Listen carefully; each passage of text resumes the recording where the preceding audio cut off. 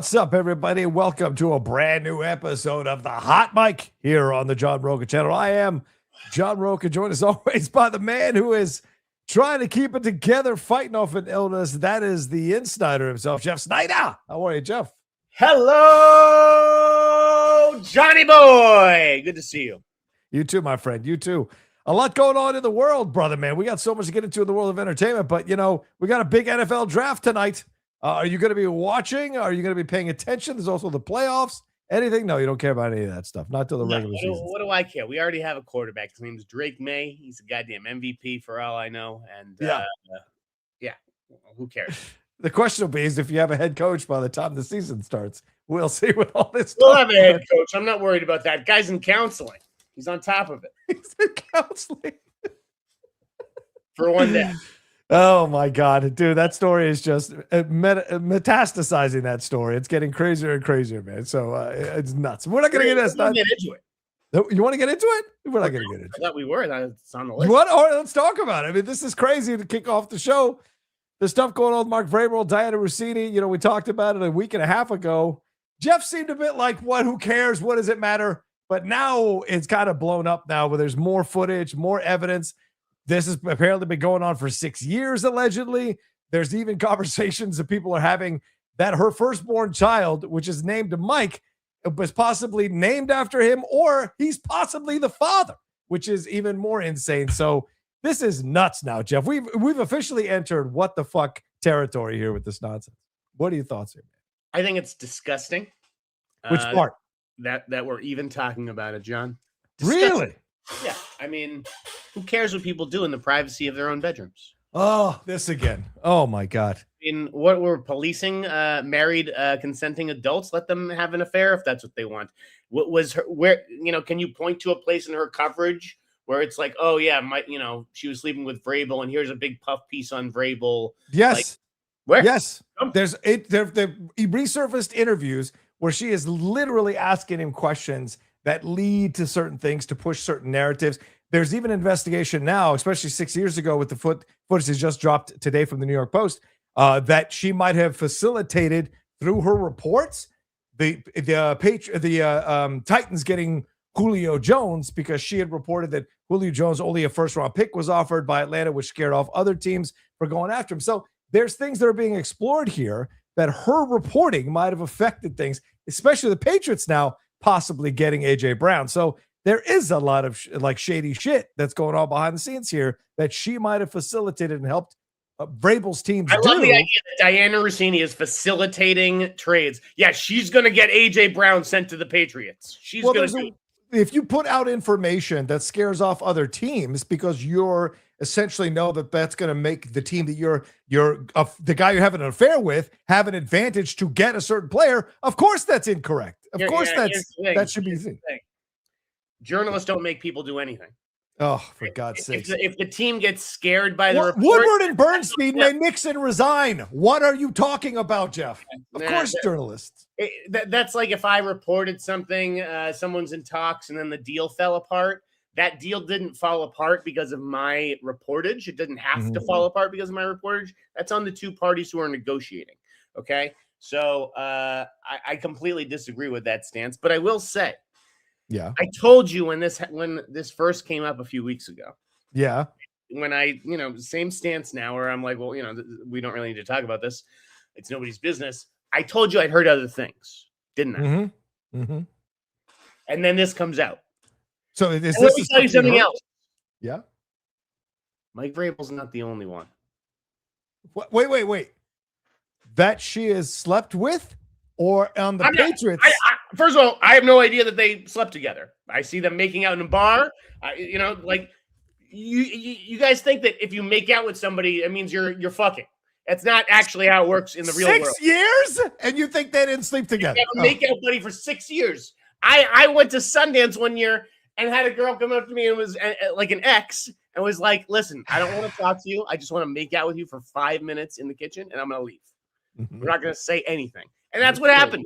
This is sometimes, some people have this chemistry that they just can't quit. So I'm not going to assume anything that they're fucking, but I'm going to tell you this. All right. Vrabel is not the only coach who Dianna Russini Oh, has been flirtatious with. go to Google. And I'm gonna tell you something. Yes. The team is your team. Yes, I know that happened. I don't think it's the coach, our coach right now. I'd be surprised if it was him. People there. All I know is Washington. Look at Washington. That's what I was told by my friends on the sports side of media. There are rumors that her and McVay got it on, and that he had got it on with another female reporter, and when McVay was there, and that her and Russini apparently threw down in the parking lot. There were rumors about that. There were rumors that this former, I think, general manager of the Commanders, his wife went to social media and called out Dianna Russini and then took it all down. So I wouldn't be surprised. And guess what?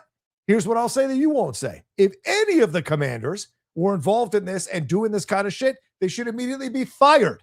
Okay? If you want accountability culture, that means reporter, if you're on a team, top down. That means from the top down. Ridiculous. If you work for a football team, you can't sleep with a reporter? You can't, if you're cheating on your wife with a reporter, get the fuck off my team. Simple as that. That's the way I feel. We're going to go cheating on people now is where we draw the line. We got to get cheaters off the team. We got people beating their girlfriends and wives and killing people in DUIs. And you're cheating. We got to have, everybody's got to be very moral here in the NFL. The cheating is the baseline. Everything else that happens that's worse. Such a fucking prude. That's worse than, yes, I am. That's worse than cheating should absolutely also be kicked off the team for sure. Yeah. This idea that we should allow everybody to fuck up and sin and go crazy and go nuts is nonsense. That's how we've ended up with this fucking world. Who are you? We're living in now. Allow people? That's why we're living in the shitty world we're living in now. It's not my job to police these people's sexual activity. It's not yours either. Well, actually, you can't tell me what my thing is, just like I can't tell you. So, you may feel differently, but this to me is like, the more we allow this kind of stuff to exist with no repercussions, that's why we end up with the fucked up world and the immoral president we have now. The immorality. Yeah, of course, it matters. It matters. Yeah. Anyway, well, let's move on. Yeah, Ime Udoka, exactly, another one. He got fired, didn't he? So. All right, let's move on. I mean, I think so. Yes, that's because he abused his power. Mike Vrabel was never Dianna Russini's boss. Okay, man. Okay, all right, Jeff. Anyway, and you don't even believe that. You were out here defending someone in power who was accused of sexual assault allegations in a car a few weeks ago, and you were like, "Wait a minute, how can that be a bad thing?" You were saying that a few weeks ago with that. Jeff Shell guy. You were like, oh, no, it's these are accusations. You don't even have it right. It was Roy Price, and it was him. Roy Price, whatever his fucking name was. There was nothing physical to that at all. I don't know. Just lump things together. No, I'm saying you're abusing power. If you use your abuse power to make someone feel uncomfortable, it's all connected. That's what I'm getting at. Anyway. Well, we're starting off early. Let's get into the world of entertainment, for God's sakes. Well, remember, the Streamlabs Super Chats are open. Send your questions, thoughts, comments. Only good people should be allowed to make a living for their families. Only the people who follow the 10 Commandments. I thought we were moving on. Are we not moving on? I didn't say. I mean, listen, I'm not saying he can't make a living. I just don't want him as my head coach. All right. Anyway, let's move on. I'll keep Mike Vrabel as my head coach. Mike, we will keep you cheat all you want, buddy. We will look the other way because we protect our own. Yes, I know. Robert Kraft, perfect evidence of that. How about a tug there, Robert? All right, let's move on. Let's move on to some entertainment stuff. The WBD shareholders voted in favor of this merger. They signed off on the $110 billion Paramount deal. But of course, this was pretty much what people expected, Jeff.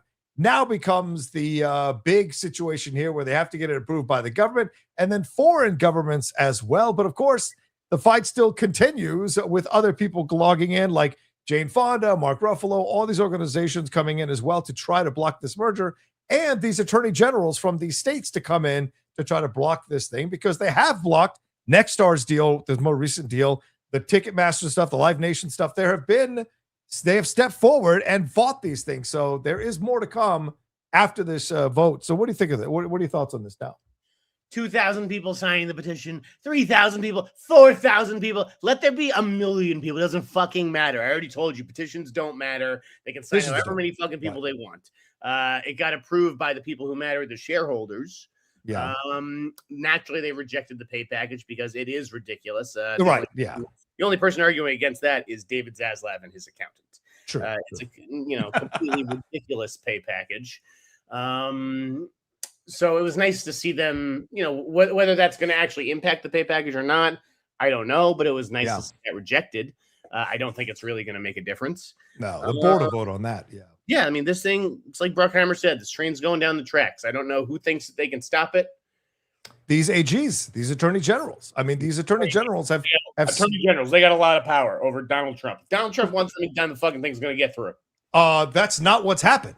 Donald Trump had to do it with Live Nation, and these attorney generals have pushed back on this, and now Live Nation is back on the clock. So no, it isn't like Trump gets to fart and everyone gets to eat it. That's not how this works. Is Live Nation run by Larry Ellison? No, it's not run by Larry Ellison that I know. There you go. So I don't know what that means. If Larry Ellison ran Live Nation, that would have gone through. Wait, but you know that Trump settled with Live Nation from the federal government side of things, and then the state attorney generals came in and said no, and they continued to pursue the case, and now there is a case that's ongoing now in this situation. Same thing can happen here. They can at least slow the wheels down on the progress of this thing and cost Paramount more money, because if it doesn't settle, I think by September 30th, there'll be a ticking fee, which they'll now have to pay to all the shareholders the longer this drags out. How much can they pay where it becomes financially an issue? You know what I'm saying? Well, I know Donald Trump is the president. He's going to be the president for the next couple of years. And possibly. And if he wants this merger to go through, it's going to go through. Okay. All right. I just I'm imagining like a state attorney general next to Trump. And Trump's like, I want this to happen. And the state attorney general is like, I don't. And you think that that's what's going to happen, that the state attorney general is going to win that one? Yes. Again, there are numerous state attorney generals who are lining up to fight this thing. And let them all line up. Let all 50 of them line up. Okay. It's not going to matter. But it actually will matter, Jeff. It's driving me nuts.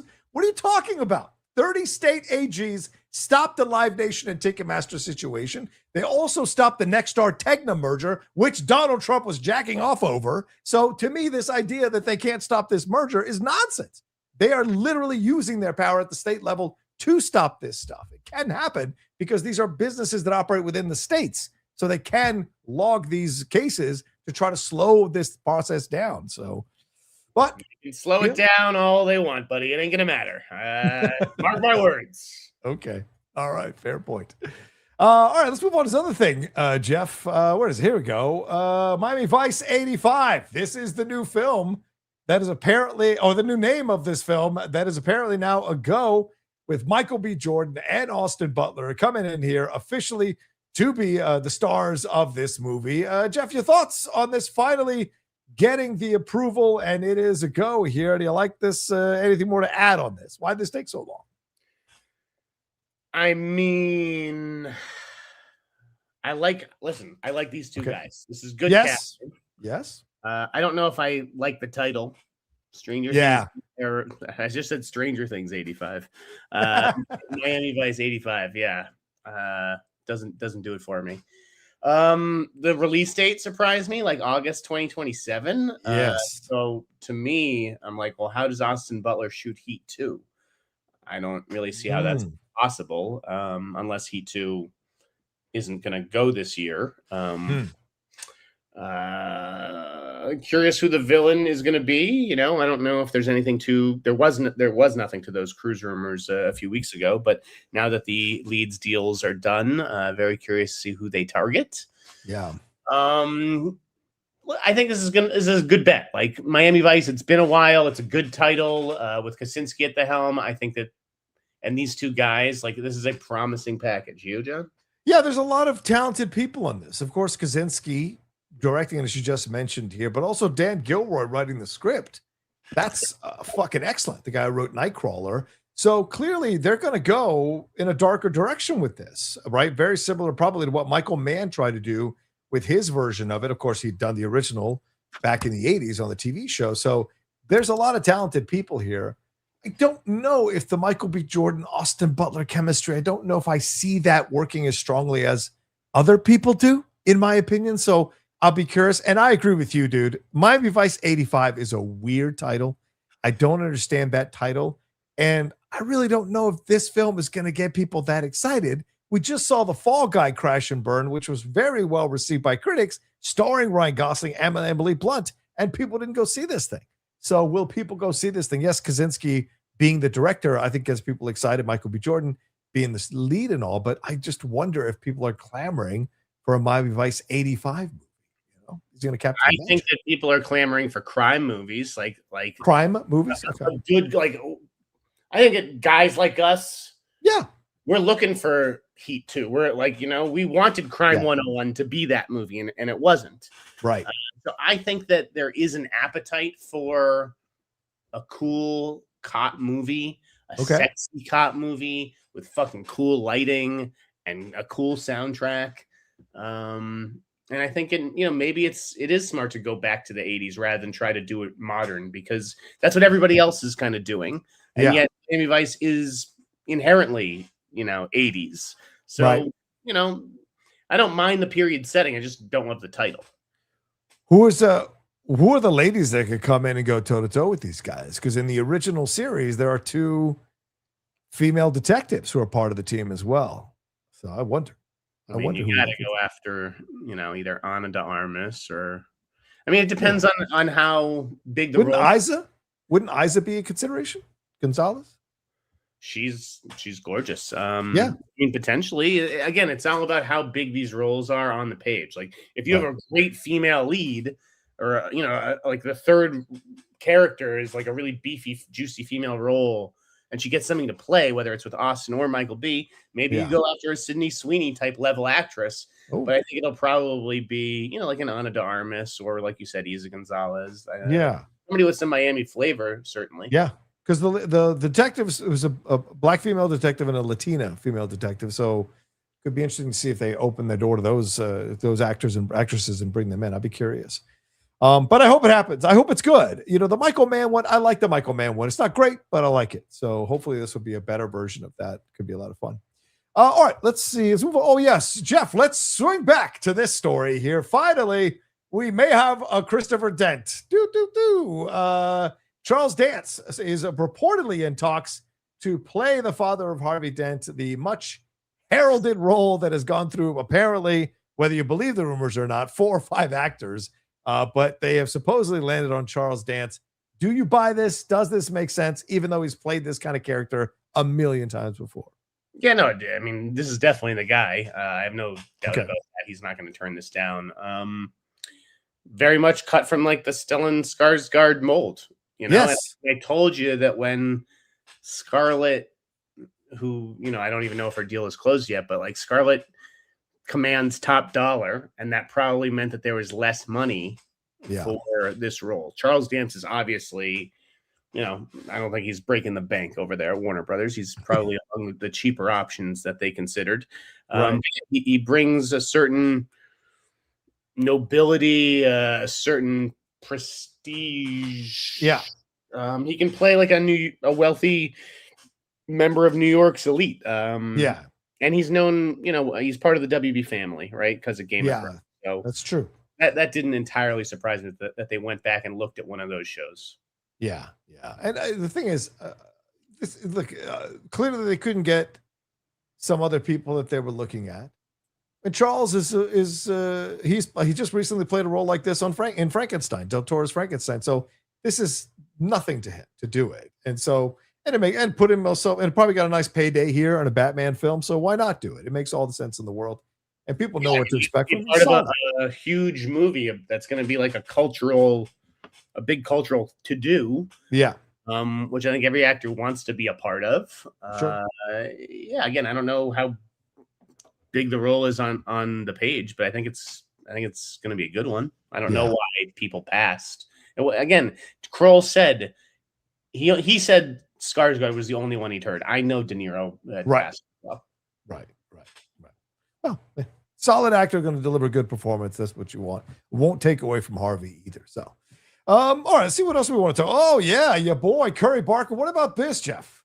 How about this? Curry Barker to direct the Texas Chainsaw Massacre reboot for A24. Of course, he's got a film coming out, Obsession, very soon. But yes, it seems that someone at A24 has chosen him to do the Texas Chainsaw Massacre reboot. So do you like this guy as a choice? Do you like his movies? Does this make sense to you? Or are you on the fence on this one? I suppose it makes sense in that if you're Curry Barker and you're looking to build a career in genre, like eventually you're going to have to do IP. Right? Yes, true. There's so much of it out there. The top franchises where that's available. I mean, unless he is going to like bring back Jason or Freddy, which, you know, it's been 20 years that this character's been sitting on the sideline. So true. I'm of two minds. Like, I've heard Obsession's great. I haven't seen it yet. If it's as good as everybody says, then like, great. You know, I'm pumped for this to be in good hands. On the other hand, it's like, how many reimaginings have we done of this franchise? That's true. A lot. And you're telling me what, like the fifth time's the charm? I don't know if there's just too much baggage for this IP that he maybe should have steered clear of it. Yeah. But you know that this is his chance to be a hero because nothing has worked really since the original Texas Chainsaw Massacre. If he can actually pull this off, more power to him. The problem is he's also competing with A24's own Texas Chainsaw Massacre series, right? Which comes from Glen Powell and is going to have JT Molnar. So in a way, he's in competition internally with JT Molnar, who's also a talented genre director. It's all about how different these approaches I think are going to be between the film and the television show. Yeah, and it's still early in development. So is he going to be involved in the script? Is he going to bring in his writers? Like, is he going to be... Curry's going to write his own movie. Okay. All right. So then he will be in charge of where it's going to go. And maybe he's got some great ideas about this kind of thing. But I look at him, he's still kind of green, you know? I mean, he comes out of YouTube or just a few years ago. And so this is an interesting thing to take on an IP of this magnitude. Plus, he's already lined up his sophomore film over at Paramount there with Jason Blum. Yeah. His third film. Third film. Right. So I've followed Curry online for years. Oh, okay. He is hilarious. He's a comedian. Yeah. Right? I really like his sketch group with Cooper. Then he made Milk and Cereal, which was only $800. I understand the limitations there. Milk and Cereal, if anyone's watched that movie, I thought it was unwatchable. I thought it was a horrible movie. Okay. And I think his reps hold that against me. All right. They're always needling me because now he's, blowing up. And I'm the guy who was like, well, this guy's first movie was atrocious. But like I said, I've heard great things about Obsession. I have faith in him. And if Obsession is as good as everybody says, then the sky's the limit for this kid. I'm not going to judge him on an $800 self-made YouTube movie. Right. Well, I mean, it had 2 million views and counting. So, whatever. That means nothing. It's just like, it's a free movie on YouTube. That's why I fucking watched it. Like, there's a lot of free movies on YouTube that don't get 2 million. And that's the thing. These guys, whether it's Curry Barker, Kane Parsons, who did Backrooms, these guys come out of YouTube. They have their own audiences. Yeah. So they can make something shitty, right? And people are going to see it, whether it's good or bad. Yeah. They're going to see it because they have fans. And I think that's what people are looking for. It's why Chris Stuckman got an opportunity. I was just going to say that. Yeah. As a fan base. Yeah. Like the Philippines, as somebody says. So yeah, they're willing to give you a few $1 million and take a shot on a horror movie if you can guarantee that you've got X amount of followers who are going to show up. Yeah. But this is a different situation, isn't it? With an IP, Jeff, there's a responsibility here that carries a bit more weight as opposed to an original horror film made on the shoestring budget. So it could be interesting to see if this is leveling up. This isn't taking it on, going, you know what? I like the challenge. I want to put my nuts out there and see what happens, which I appreciate. And like, so again, Obsession, I've heard is great. Anything but ghosts, a ghost story with Aaron Paul. Yeah. Is that going to kind of just be like most of the Aaron Paul movies that you and I see and probably ignore? Or don't see. Yes, right. Exactly. So we'll see. Yeah. I'm surprised by the Aaron Paul thing. He does not put any butts in seats, so I'd be surprised. I've always liked Aaron Paul, but these indie movies that he does, they don't really like stick with you. But is there a fucking market for Texas Chainsaw anymore? I mean, we see horror outside of our houses every day.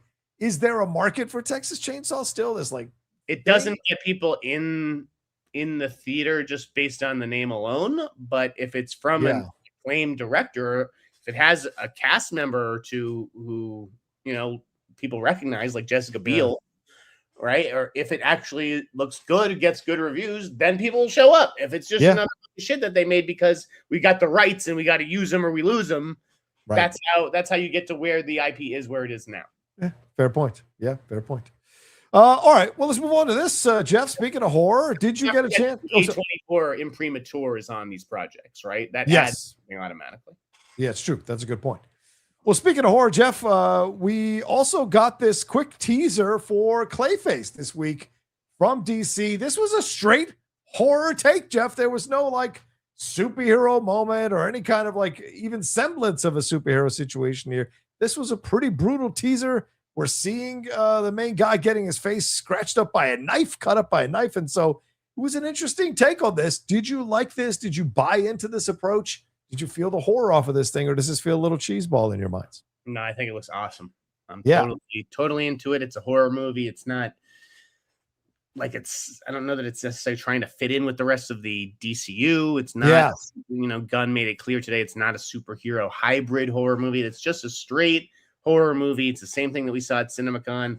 I thought it was a great teaser, and I'd much rather see something like this than, boring old someone has superpowers and is, flying up into the universe with glowing lights. But do you think this is what the movie is? Do you think the teaser we saw is what the movie is, or are they holding back a little bit more of the superhero stuff? Or because there were, we'd heard the rumors that they might throw Batman into this thing. It would seem from this teaser, it would be super weird to see any superheroes show up in any way in this movie. So I don't think Batman's going to be a part of this. I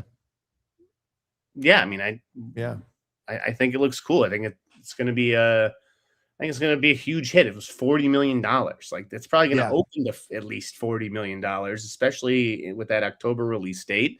Right. Nobody knows who the guy is, the actor, but I don't think it matters. It may actually be a selling point here, particularly with Clayface, whose appearance shifts. I love that they're not holding. I mean, they are holding stuff back. We've only seen 1 minute from the movie, essentially. So I'm sure there are a few surprises, but I like the direction that this is going. I agree. And I was kind of on the fence about James Watkins directing this, but from the teaser, this looks fantastic. Like this is going to be something that takes advantage of how much horror is booming right now, but also puts it under this DC umbrella. So maybe brings in even more of the casuals or the DC fans who might want to give this thing a shot and see what it's all about. So, and I appreciate this, as much as I may sometimes come after James Gunn, or we do, for his PR work, like I like that he has gone this route, and it's clear that James Watkins is doing a straight horror film, which is what James said. So I appreciate the gutsiness of that, to be honest. All right, let's move on to let's get into this situation here. Jeff, what are your thoughts on this? Stephen Caple Jr. will be directing the sequel for I Am Legend 2. Stephen Caple, of course, Transformers Rise of the Beasts, but also Creed 2. Do you like him coming in on this? And they're apparently using the ending from the deleted scene ending as the canon ending now that the Will Smith lived now. So do you like this approach? Do you buy that he's going to be doing this thing and this combo? I think Stephen Caple could do it as good a job as any. This wasn't news. Like Caple's been on this project for a while. Right. I love, no beef with Frosty or anything, but it was weird the way that Collider sold that story. I think that there's another way to put a headline on the confirmation that he's doing it rather than just like exclusive. Here's the direct, that's not exclusive. I would be surprised if Michael B. Jordan is in this movie. I could see him falling out. I mean, let's face it, he's basically a bigger star than Will Smith right now anyways. So I don't know that I really see him taking a back seat to Will Smith. This is something where I could see Damson Idris coming in, or any one of a number of young, talented black actors, but I don't really see Michael B. doing this with Will Smith. Yeah, I like this. Maybe this is getting closer to it finally happening. So I like the idea and the buzz around this kind of stuff. And so I like that Steven is on board. I didn't like the Transformers film that much, but I did like Creed 2. So I'll be curious to see. Maybe he can get MBJ because they work together on Creed 2. But I hear your point, Jeff. He makes a lot of money. He would be the star of the movie. It wouldn't be Will Smith that would be the main star. He'd be the secondary star, I imagine, with the sequel. So, yeah, I wonder if they reconstruct it now with MBJ's newfound prominence to be much more about him and less about Will. I think it'd be that maybe that's how you get him on there. But you're probably right. They're probably going to go to a young black actor that could go in there and work with Will. It won't take too much of the attention away from Smith, but we'll see. We'll see on all that. All right, let's get into this finally. We're at the half-hour mark. If you enjoyed any of the stuff we talked about, please leave your comments down below. If you haven't sent any super chats or Streamlabs, please make sure you do that as we go along. Your questions, thoughts, or comments. 500 of you joining us right now. So let's get into this thing, Jeff. Michael is out in theaters this weekend. It has already sparked very strong reactions from the critics. I think it's around 31%, 32% right now on Rotten Tomatoes to come to the critics. But it came out earlier today that it has an A- cinema score and a 97% approval from the audiences. And it's opening supposedly between $75 and $85 million over the weekend. So this has caused quite a lot of battles on social media, including me getting into it with some people. What are your thoughts about this movie, bro? Why am I not surprised about that, John? Ditto, brother. Ditto. Go ahead. Yes. If you're making a movie about a real person, and that person is loved and hated, who are you making that movie for? The people who love him. Yeah, exactly. Yeah. And those people are turning out. Those people are like, we got your back. You didn't disrespect Michael. We're going to show up in mass numbers. This movie is going to be huge. It was aggressively fine. What did you think of the movie? I thought it was fine. Yes, as I put up my review earlier today, I think Jafar Jackson, Colman Domingo, great. The recreations of the concert sequences, amazing. The Motown stuff was great. But I thought the story was very weak and toothless and safe and saccharine. And it frustrated me because I know a lot about Michael Jackson, and I think they took the easy way out in so many ways. And they did. Yeah. And they did it to make money. Yeah. And you can't blame them because that's the fucking name of the game. It's not, I need to know every bad thing that this person did in the biopic. That's not the point of the biopic. It's to celebrate the good that they did. It's not to talk about him fucking children. It's to talk about how he went to actual children's hospitals and helped burn victims. You can't take those things away from what he did. Absolutely not. And I didn't even want the movie to deal with the children's situation because that's after this movie ends, which is in the 90s. Critics are like, not enough pedophilia in this movie. I demand more. John had the right take. Everything that John told you about this movie is 100% accurate. It's aggressively fine. If you love this movie, you're crazy. Matt Ramos, you think this is the best movie of all time? I don't know what to tell you. Go stick your head in the oven. You're crazy. If you think this is a horrible movie, the worst movie of all time, a movie that deserves 20% on Rotten Tomatoes, you're also crazy. Yes, this is not a bad movie. This is an entertaining movie featuring two fantastic performances as Michael Jackson. Let's not forget that little kid. Oh, the little kid. Yes. Giuliano Valdi. Amazing. Yeah. So anyone who tells you this movie's great or it sucks is lying to you. John and I are telling you it's fine. If you like Michael Jackson, go see it. If you don't like Michael Jackson, don't go see it. Yeah. What else is there to say about this? I just want to make it clear. My issues with this film were not because they didn't have pedophilia. Like I didn't want any of that. It was more that there's a lot of these relationships that he had in the 70s that would have been interesting to explore and navigate. And it's coming out now that Janet Jackson didn't want to be in the movie. We could investigate that. Diana Ross, the actress who played her, they cut her scenes out because Diana Ross didn't want herself profiled in the movie. But there's this time in the 70s when Michael was getting down, okay? Michael made the routes. Let's not get twisted here.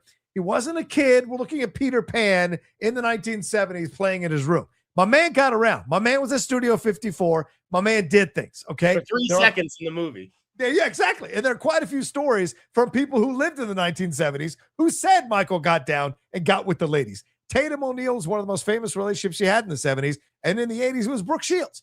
This idea that he had no friends, which is what the film pushes, is such nonsense. So there's where I get frustrated, is I think there's a lot of material that's very rich to explore with these relationships that would have made the film, I think, much more deep, much more complex and poignant. Yeah, so that's my only criticism, really. The story of the film is not a very good story, and right. they paper over it with these performances, but you look back on the movie and it's like, oh yeah, I got an hour of story and an hour and 20 minutes of a concert movie, essentially. Yeah. So I too wanted no relationships with his brothers. That was insane. I see 4 black guys up there. I don't know which one's, I don't know which one's, I don't know who fucking any of them are. There's no, give him at least one brother that he's close to and yes or something. There's none of this. Yeah. The Twister thing I thought was funny when it's all we're gonna be playing Twister on our own tonight with the ladies. I'm working on my review. Yeah. It's interesting, John. I want to know if you saw this yet. Yes. Did you watch Hulk Hogan? Yes, I am 3 episodes in, and I cannot believe that I enjoy the Hulk Hogan doc more than I'm enjoying the Michael Jackson film. I couldn't believe it because at least he's owning up to some of his flaws, which I appreciate. Have you seen anyone make this? My goal, obviously, is to run Michael Jackson and Hulk Hogan together in one newsletter because that's great. We're talking about the disgraced heroes of my childhood. Has anybody drawn this connection this week? I literally was going to tweet this out when I was done watching the 4th episode tonight. I was going to tweet out tomorrow. I can't believe I enjoyed the Hulk Hogan doc more than the Michael Jackson doc because he owned up to his shit. That made it a much more deeper, poignant. HR also went to town. They took a hatchet to this fucking Hulk Hogan thing in its review. Yeah. I thought it was excellent. I actually, when you watch the 4th one, so I watched the 4th episode in the bathtub because I've been sick all week, right? So I just sit in the bathtub and I just soak, spit. baby. Yeah. No, I'm just caught. I'm running. I have no toilet paper left. I have no tissues left. So I use toilet paper now. Okay. But when I'm in the shower, I don't need to use anything. I can just fucking pock a loogie into the fucking bathtub.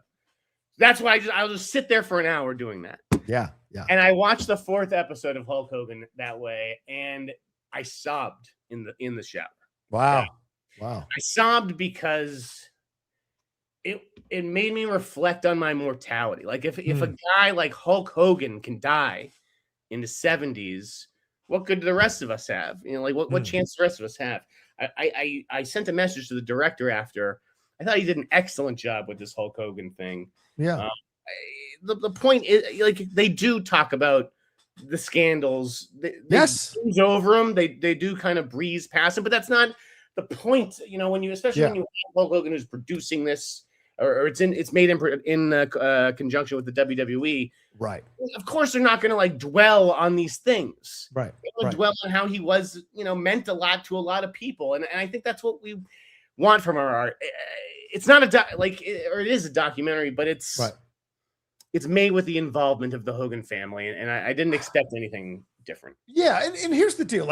If you want to see documentaries about Hogan and all the dirty shit he pulled, you can watch 5 million videos on YouTube. There are wrestling channels that have devoted hours to breaking down. So that you can do, right? But when you're doing something like this, that's for the mass audience on Netflix, what you want to do is be able to hit on some of the scandals, but then also give the balanced points of view. This guy was a father. This guy was a guy he was a unicorn in the world of pro wrestling.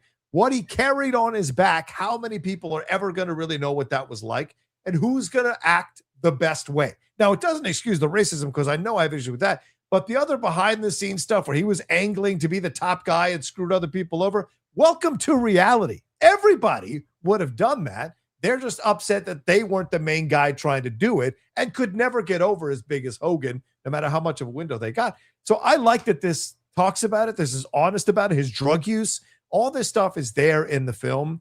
And even his daughter, who had a strained relationship with him even after he passed, they do a good job of kind of highlighting that and the shit with his son. So to me, I think this is a much more interesting documentary. And as I said, I wish Michael did that. Like Michael didn't have to go into deep darkness, but just touch on some of the stuff, see how it affects him, see how it messed with him. Right. And you're right about the brothers, because this is what I put on my review as well. Jermaine Jackson, it is very well known that Jermaine had issues with Michael. There was jealousy issues. Because Jermaine wanted to be his own thing. And so he bristled and went back and forth. And he's only given, there's one line that mentions Jermaine in the whole movie. And never mind that his son is playing Michael Jackson. So to me, it's very weird that you wouldn't have something with Jermaine or Marlon, who had issues with Michael as well. And so it's like this kind of stuff that they cop out with. Not the Jackson 5 biopic. It's called Michael. Right. I know. You're right. You're right. But the touching on it would have been nice. You know? Yes, definitely 100%. Now, the thing I'd heard about Michael, one of the rumors I wanted to talk about today, besides the Russini, Washington. Okay. I told you, when I wrote about Michael last year at a CinemaCon and everything, I told you about like Antoine, right? Remind me. It's like, Fuqua would he was just so sick of having to deal with Graham King and the estate and just all the stuff that he would just direct from a van, and the crew called him Antoine. Okay, so somebody reached out today and said, just FYI, and Lionsgate's going to be upset that I'm saying this, okay. Whatever. I'm told that Fuqua left as a director a year ago. Hasn't been involved as a director for the past year. And that Graham King finished the movie, just like he basically did with Bohemian Rhapsody. I'm told that Fuqua was paid money to shut up and promote the movie. Wow. And he, obviously he originally opened this movie with Michael being arrested. He's talked about that. He's like, I shot where Michael was, dehumanized and treated like a monster and everything. And that may be why, once they said, oh, we got to reconfigure this third act. We got to take this out. We're going to have to take out that footage of him being arrested. At that point, everyone's like, fuck this. I'm out. Okay? Right. This is not the movie I signed up for. Yeah. Exactly. That was the thing all week. These people didn't set out to make this movie necessarily. They had the entire third act was about molestation. Right? Yes. So yes. That this wasn't what they signed up for, and they're only going along with it and promoting this movie as it stands now because they were paid to. Wow. Well, that makes me have a whole nother perspective on Antoine, because he did that interview recently promoting the movie, and he said very clearly, I think it was with Rolling Stone, he said very clearly that the construct of the film was, as you said, Jeff, the arrest. He shot a scene with Jafar Jackson having his testicles looked at as Michael was, his testicles looked at based on the accusations of that young child that accused him and his parents that accused him. But Antoine's approach was that he felt that Michael had been extorted by the parents, and that's what violated the illegal agreement. That's why they had to scrap the stuff that they scrapped. And so that makes all the sense in the world now why this film feels so toothless. And it's so odd for a Fuqua film to be toothless. Whether it's good or bad, Fuqua has a point of view. But Fuqua's not in charge here, is he? Yeah, that's what I'm saying. That makes it very clear. Graham King is in charge. Graham King is the guy who goes to the family and says, listen, I want to produce this movie. I'm going to make this movie. I'm going to make it the way you want to make it. We're going to find the director who's going to get on board with that vision. And eventually things happen, whatever. But Graham King is the constant. He's the guy, the buck stops with him, not with fucking Fuqua on this project. Yeah. And he's the guy that produced Bohemian Rhapsody, right? So, how can you argue with a guy who made, $900 million off a biopic? Yeah. Exactly. He's That's listen, tough. If we want this to be a hit, this is what we're going to do. We're not, because they could have changed the third act and said, all right, we're going to do a molestation thing, but it's not going to be that kid. Right. We're going to change the name, whatever. In the end, it was we could be sitting on $1 billion movie, and we're not going to get $1 billion if we get into this and alienate the very fan base that we're expecting to show up. So let's just give to these people blindly, give a little something at the end where it's he will return. Maybe we'll get into this stuff then. Maybe we won't. Yeah. The question then becomes, does he come back for the sequel? Because he's been saying that they might do a sequel. He'd be interested in doing in the sequel? Is this all just stuff to promote the movie and he won't be back? What do you think? That's tricky. I think he already shot it. Yeah, that's right. 50% of the movie. So he's already made half of it. Yeah. But that is tricky. Like if I'm saying here that Fuqua left, does he actually come back to direct this additional footage and participate in this kind of compromised movie that he knows at this point is compromised? Right. Or do they get somebody else? I don't know. Yeah, that's going to be interesting to see. Very curious to see. But I'll tell you, every once in a while you drop a bit of information that I really appreciate in terms of changing my perspective on something. And this now has changed my perspective on Fuqua because, I said in my review that his direction in the film almost felt like anonymous. And now I understand, because if he hasn't been on this thing for a year and they changed the whole film that he was trying to make, then it makes sense that you can't see his artistry in the movie, his particular auteurness in the movie. So yeah, that makes all the sense. I really think of Fuqua as an auteur. I'm not trying to denigrate the guy's career. But just for me, when I see a Fuqua film, I know certain things are going to be in there. And there was none of that in this movie. And so it just was. Yeah, and he's being a good soldier. Yeah, nothing wrong with that. You have to go along to get along in Hollywood. Yeah. And he did. Especially as a black filmmaker. It's not easy. Yeah. And yeah. So very curious to see. It feels like it's overperforming. It feels like audiences are loving this movie. People are staying in the theater even when my press screening ended, I'm walking down the stairs and people are listening to Michael Jackson already. Yeah. Before they even left the theater. It's already on their phones. Yeah. In no way did I hate this experience. I love Michael Jackson's music, and I loved sitting there. And I almost stayed myself. Like I stayed through half of the end credits at my press screening because I was like, wait, is there going to be another piece of footage? I was like, no, I should probably leave. But yeah, I would have stayed as well because I just wanted to see the songs and I wanted to see the cast and everything. I like, what grade would you give this movie? I gave it a 2.5 out of 5. So I give it a C. I do give it a C. That's what I would put it at. I mean, I probably liked it a little bit more. For me, I don't know what this 5-star thing is. It's madness. We live in America. It's 2.5 out of 4. What the fuck is America? Roger Ebert and America goes by 4 stars. Okay. In the 90s, when you opened up a newspaper and there were all the movie ads, John, yes. Did you see any with 5 stars? No, it was 4 stars is as good as you can get. You go to the UK, they use a 5-star thing. I don't know. Letterboxd has brainwashed people into thinking 5 stars is how you evaluate a movie. It's not. This is one of my favorite rants that you have. 2.5 stars out of 4, and I felt which is the equivalent for me of like a C+, B-. So I did like it a little bit more than you. Okay, that's fair. I just want to look this up real quick. If there's information, who created the 5-star system for movies? It was popularized by critics and film magazines in the 1950s, like Le Cahiers du Cinéma. So the French New Wave did the 5 stars thing, man. So there you go. Europeans, yes, exactly. Did Roger Ebert? Roger Ebert is the premier American film critic. Is he not? 4 stars. Yeah. Yes, I guess. 4-star review. All right. I never opened the paper and saw ads with 5 stars in them. Time magazine maybe gave 5 stars. Amazing. Kate, no, he does not sing PYT. He does not sing PYT, although it is a great song. He does not. Letterboxd an American company or is it overseas? I would have to think it's an American company, right? Why? But I think Letterboxd does 5-star because it allows because it's not professional film critics who are on Letterboxd. It's just fans, right? Mostly. And so giving 5 stars lets them have more leeway to play with their scores and with their rankings. So that's what I would say. So that's what I think. Anyway. All right, let's move on here. Let's see. What else are we going to talk? Oh, anything more you want to say on Michael? Anything more you want to say? Wait, let me ask you this. Does this man get nominated for Best Supporting Actor?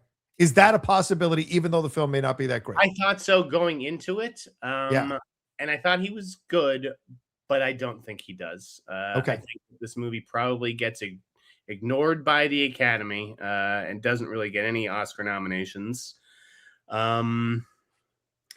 He was good, but it was like a little cartoonish. Jafar? A little bit. No. Colman. Oh, Colman. Okay, yeah. A little cartoonish. The makeup in particular. I mean, he may very well have looked like Joe Jackson, but at other times, I saw one review say this, he looks like a fucking extra out of the Thriller music video.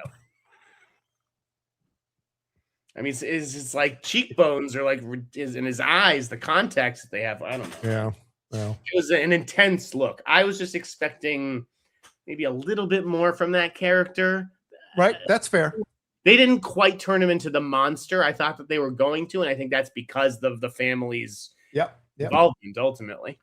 There is one brutal scene at the beginning when he whips Michael with the belt that to me, it gave me PTSD from when my dad used to hit me when I was a kid. Exactly. But they didn't keep pounding that beat over and over again throughout the movie. So you could feel the specter of him so that when Michael breaks away, it has that effect that you wanted it to have by the end of the movie. I think that was amazing. Are you actually like, do you have trauma about that from your childhood? Oh, sure. Listen, I love my dad. My dad loved me, but I was beat a lot as a kid. Like that was my dad. Like the belt. Oh yeah, I got the belt. Yeah. But listen, I'm not traumatized. 9 times out of 10, I deserved it. So I'm not going to say, exactly. I'm not going to say my dad was an abuser. Hooligans. Yeah. And that's just the way it was back then, right? Yes, 100%. Yeah. For the better that we don't encourage that today. Yes, of course. But I never thought of my dad as a monster for doing that. Ditto. And I think we needed something a little bit more in this movie than a whooping. And I think the brothers are where the key was. If he had, you're going to tell me they don't have talks where they're commiserating about getting beaten by their father? Like, come on, brothers would absolutely talk about that stuff and try to look out for each other and shit. So yeah, I wanted to see Michael like stand up to his father more. It's always like him asking somebody else to do the standing up, or the mom, has that's her big moment. Yeah. I actually was underwhelmed by Nia Long. I wanted more from Nia Long. They didn't give her anything to do, Jeff. This is movie buddy. Yeah. They didn't give her anything to do but just stand there and watch it all happen. And they should have given her some more of an act. And when she does stand up to him, it doesn't have the power it should. And even when Michael does it near the end, off stage at the tour, it doesn't have that effect that you want it to have, unfortunately. So, yeah. But what do we do? People are going to see this thing left and right. Hey, Mike Myers. I can't believe Boris said he was unrecognizable in his tweet. I knew that was Mike Myers within 2 seconds. What are you talking about? So I just it took me a second, but I was like, oh shit. And then he spoke, and I was like, wow, that is him. He's doing the Michael Myers voice that he did on SNL for characters sometimes. Who's in Bohemian Rhapsody as well. Exactly. Yes, he is. All right, let's move on to some other trailers here. Jeff, Coyote versus Acme. Are we happy with this? Are we not happy with this? Was this worth all the hullabaloo? No. Did you see it? Yeah, I saw the trailer. It looked exactly like what I was expecting. A movie that, if there wasn't any controversy around this, I probably wouldn't even give it a second thought. Yeah. I'm just not going to see this. I don't think most people are going to see this. I don't know. I mean, I'm sorry, guys. Like, yeah, we all grew up in the Looney Tunes. It's beloved. This generation did not. Yeah. And I don't think they give a fuck about the Looney Tunes. They care more about the Minions and all these other characters, Minecraft. Yeah. So not a real head scratcher why Warner Brothers wanted to use this as a tax write-off. I don't think that Catch-Up Entertainment is going to win the lottery by putting this out in theaters. And a lot of people who had a lot to say on Twitter, I don't think that they're going to give a shit in a few months. I agree. When this thing comes out, I don't think it's going to be a hit or make that much money or be a big, because the fact that everyone's coming out going, guys, you got to go see this movie. You got to, if you want this kind of entertainment, you got to see this movie. And it's like, it's not that exciting. Will Forte, sorry, not that. He's fine. Not that interesting. I mean, what I missed about it was like, didn't you just watch this and be like, why aren't we getting? Why has there not been a Roger Rabbit sequel? Yeah. That's watch this and be like, this is like Roger Rabbit, but not as good. Yeah. I agree. Jeff, do you think there's any controversy around this situation with Sydney Sweeney being cut out of The Devil Wears Prada too? What do you think happened here? Was it just scene didn't work and they cut it? Yeah, exactly. I think that happened all the time. That she wasn't the only person cut from this movie. There were numerous cameos, and a Winter got cut. Yeah, and it's to its credit. Like, you should give these guys credit. They've got Sydney Sweeney. You'd think they just leave it in there to say that we've got Sydney Sweeney, but if it's not working, it's not working. Exactly, right? It doesn't matter how big your boobs are. If the scene doesn't work, it doesn't work. And that's what you have to protect as the director and the editor. You got to protect the integrity of the whole movie. If it's holding things up, dragging, whatever, take it out. Yeah, Sorry. yeah. I'll see it on Monday. Are you seeing it anytime soon? Do you have a screening for this? That's a good one. Disney inviting me to a screening. Oh, that's right. I'm going to go over to Sydney's house and watch it, I think. Okay. We're friends now. Oh, good. You and Sweeney. I love it. Let's see. Their blue jeans. So got good jeans. Good jeans. Jeff, we got ourselves a gay horror film. I have to say, I loved this trailer. I did not see this because I skipped this panel at CinemaCon. The trailer dropped just a couple days ago. This was excellent, bro. It's about time we had some gay horror as well. It ain't just straight people getting terrorized. Gay people get to get terrorized as well. Equality all around, man. What'd you think of this, Dan? I was high on this trailer. Yeah, I'm looking forward to it. Heard really good things out of Sundance. Yeah, it's like, Brokeback Mountain, but the horror movie. I like both these leads too. So Joe Bird was the kid who gets his face smashed in Talk to Me. Oh, yes. Oh, God. Yeah, crazy fucking scene. Yeah. And then the other kid is Stacey Clausen, who wasn't really on my radar until just a couple weeks ago. And he's in that movie Thrash, the shark movie on Netflix. Oh, I got to see that. Okay. It's like, there's like a whole strain of the movie where there's like these three siblings who are kind of stranded, and he's the older brother protecting his two younger siblings. Wow. And I thought he actually showed me something in Thrash. So I'm definitely looking forward to him. I'm keeping an eye on that kid. I think he's talented. Well, I mean, there's right now it's at 91% on Rotten Tomatoes with people like Carlos Aguilar at Variety weighing in, Marshall Schaefer at Slant, Robert Daniels at Roger Ebert liking it as well. So it seems like some people got Richard Lawson, Hollywood Reporter, people got to see this thing and liked it. So that's a good sign. I'm looking forward to it. I hope I do like it as well. We'll see. Ditto. Neon has, good taste. I mean, well, for the most part, Neon has decent taste in horror. I haven't loved things like Long Legs or Cuckoo. So, that's right. I think that the hype is going to be deserved here. It doesn't feel manufactured. Fair enough. All right, just a quick note. We have 550 of you joining us live right now, but we only have 9 super chats. We talked about so many things here within a 58-minute block, including revealing the Fuqua tidbit here, which was a pretty big thing for Jeff to reveal here. So send in your love and your questions, thoughts, and comments to the Super Chat or Streamlabs to make sure you support the show and what we got going on here. Please send it in. It's pinned in the chats and description of the video as well. Jeff, your thoughts on the Savant? It's finally getting a release date. This one, we've been keeping tabs on this, Jeff, as it's on the Apple Screener app, but like it's finally getting a release date. Maybe the temperature has died down. Is that what we think happened here? Yeah, which is what Apple said all along, and what I've been saying for months, even though everybody's been freaking out. Guys, listen to me, okay? I know when it's time to freak out and when everybody's just freaking out because that's their default mode, is just fucking panic mode. Like, I told you, there's nothing people love more than freaking out over nothing. The Savant has been on the Apple press site for the last 8 months. I could watch it at any time with anybody I wanted. They weren't going to bury the show. If they were, they would have taken it off the press site so that I couldn't watch it. Very true. So I don't understand where all the fears were coming from. I don't know why Apple delayed it in the first place, having seen the show before Charlie Kirk was assassinated or whatever. Yeah. Didn't merit it. It wasn't like, oh, shit, Charlie Kirk got assassinated. They better pull that show. Right. I thought Apple should have, had more reason to pull Smoke, the arson show, after the California wildfires. Right.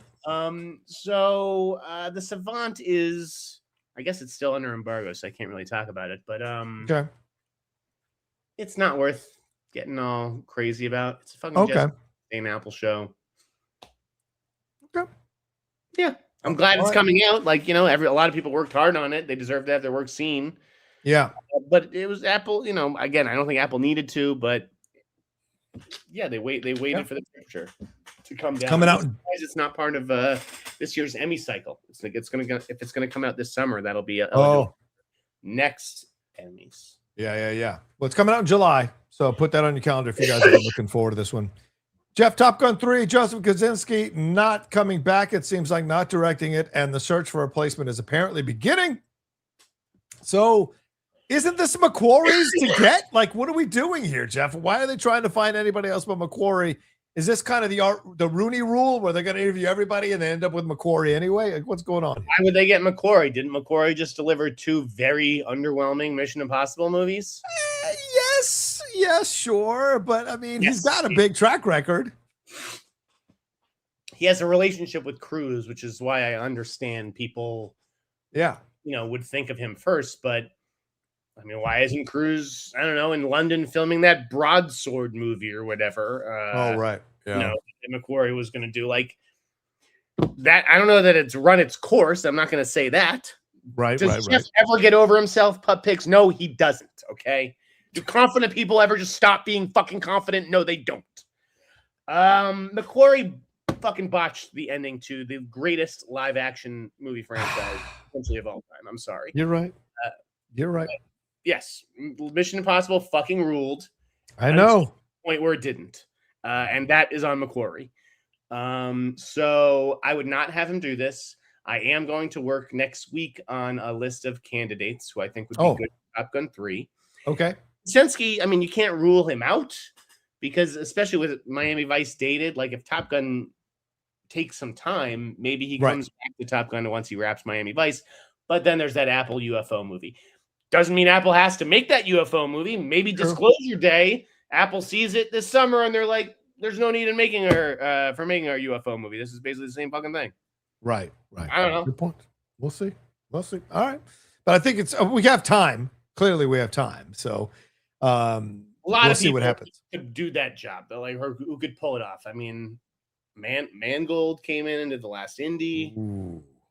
I don't know. Like there's a bunch of action peeps. You don't think David Leitch wants a shot at that? Or yeah. I love the idea of Mangold. There are a lot of people. Yeah, right. But Jeff, they're re-releasing Top Gun and Top Gun Maverick as a double bill. Will you be picking up the popcorn buckets that are coming with this? I'm going to tell you right now, both of those are going to be behind me on my shelf at some point in the near future. Just letting you know. I can't be dropping bills on popcorn buckets.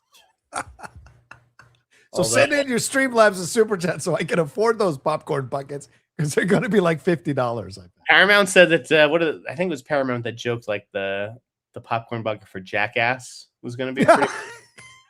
Was it going to be his ass? It would be Steve-O's asshole. Steve-O's. Oh, amazing. What else do you want to talk about? Oh yeah, Jeff, you wrote. I think you wrote about this today in your newsletter, but I was also reading about this in the wrap.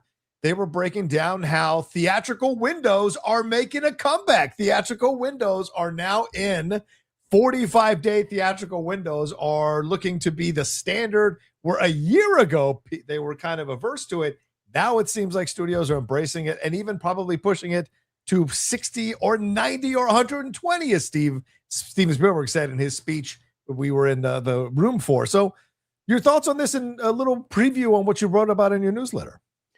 No, I just, yes, all the studios came out basically at CinemaCon and said, we're committed to that window and to not putting movies on PVOD until 90 days. We talked about it last week. Windows are the most important thing. Yes. And Hollywood realized that it was killing its own business.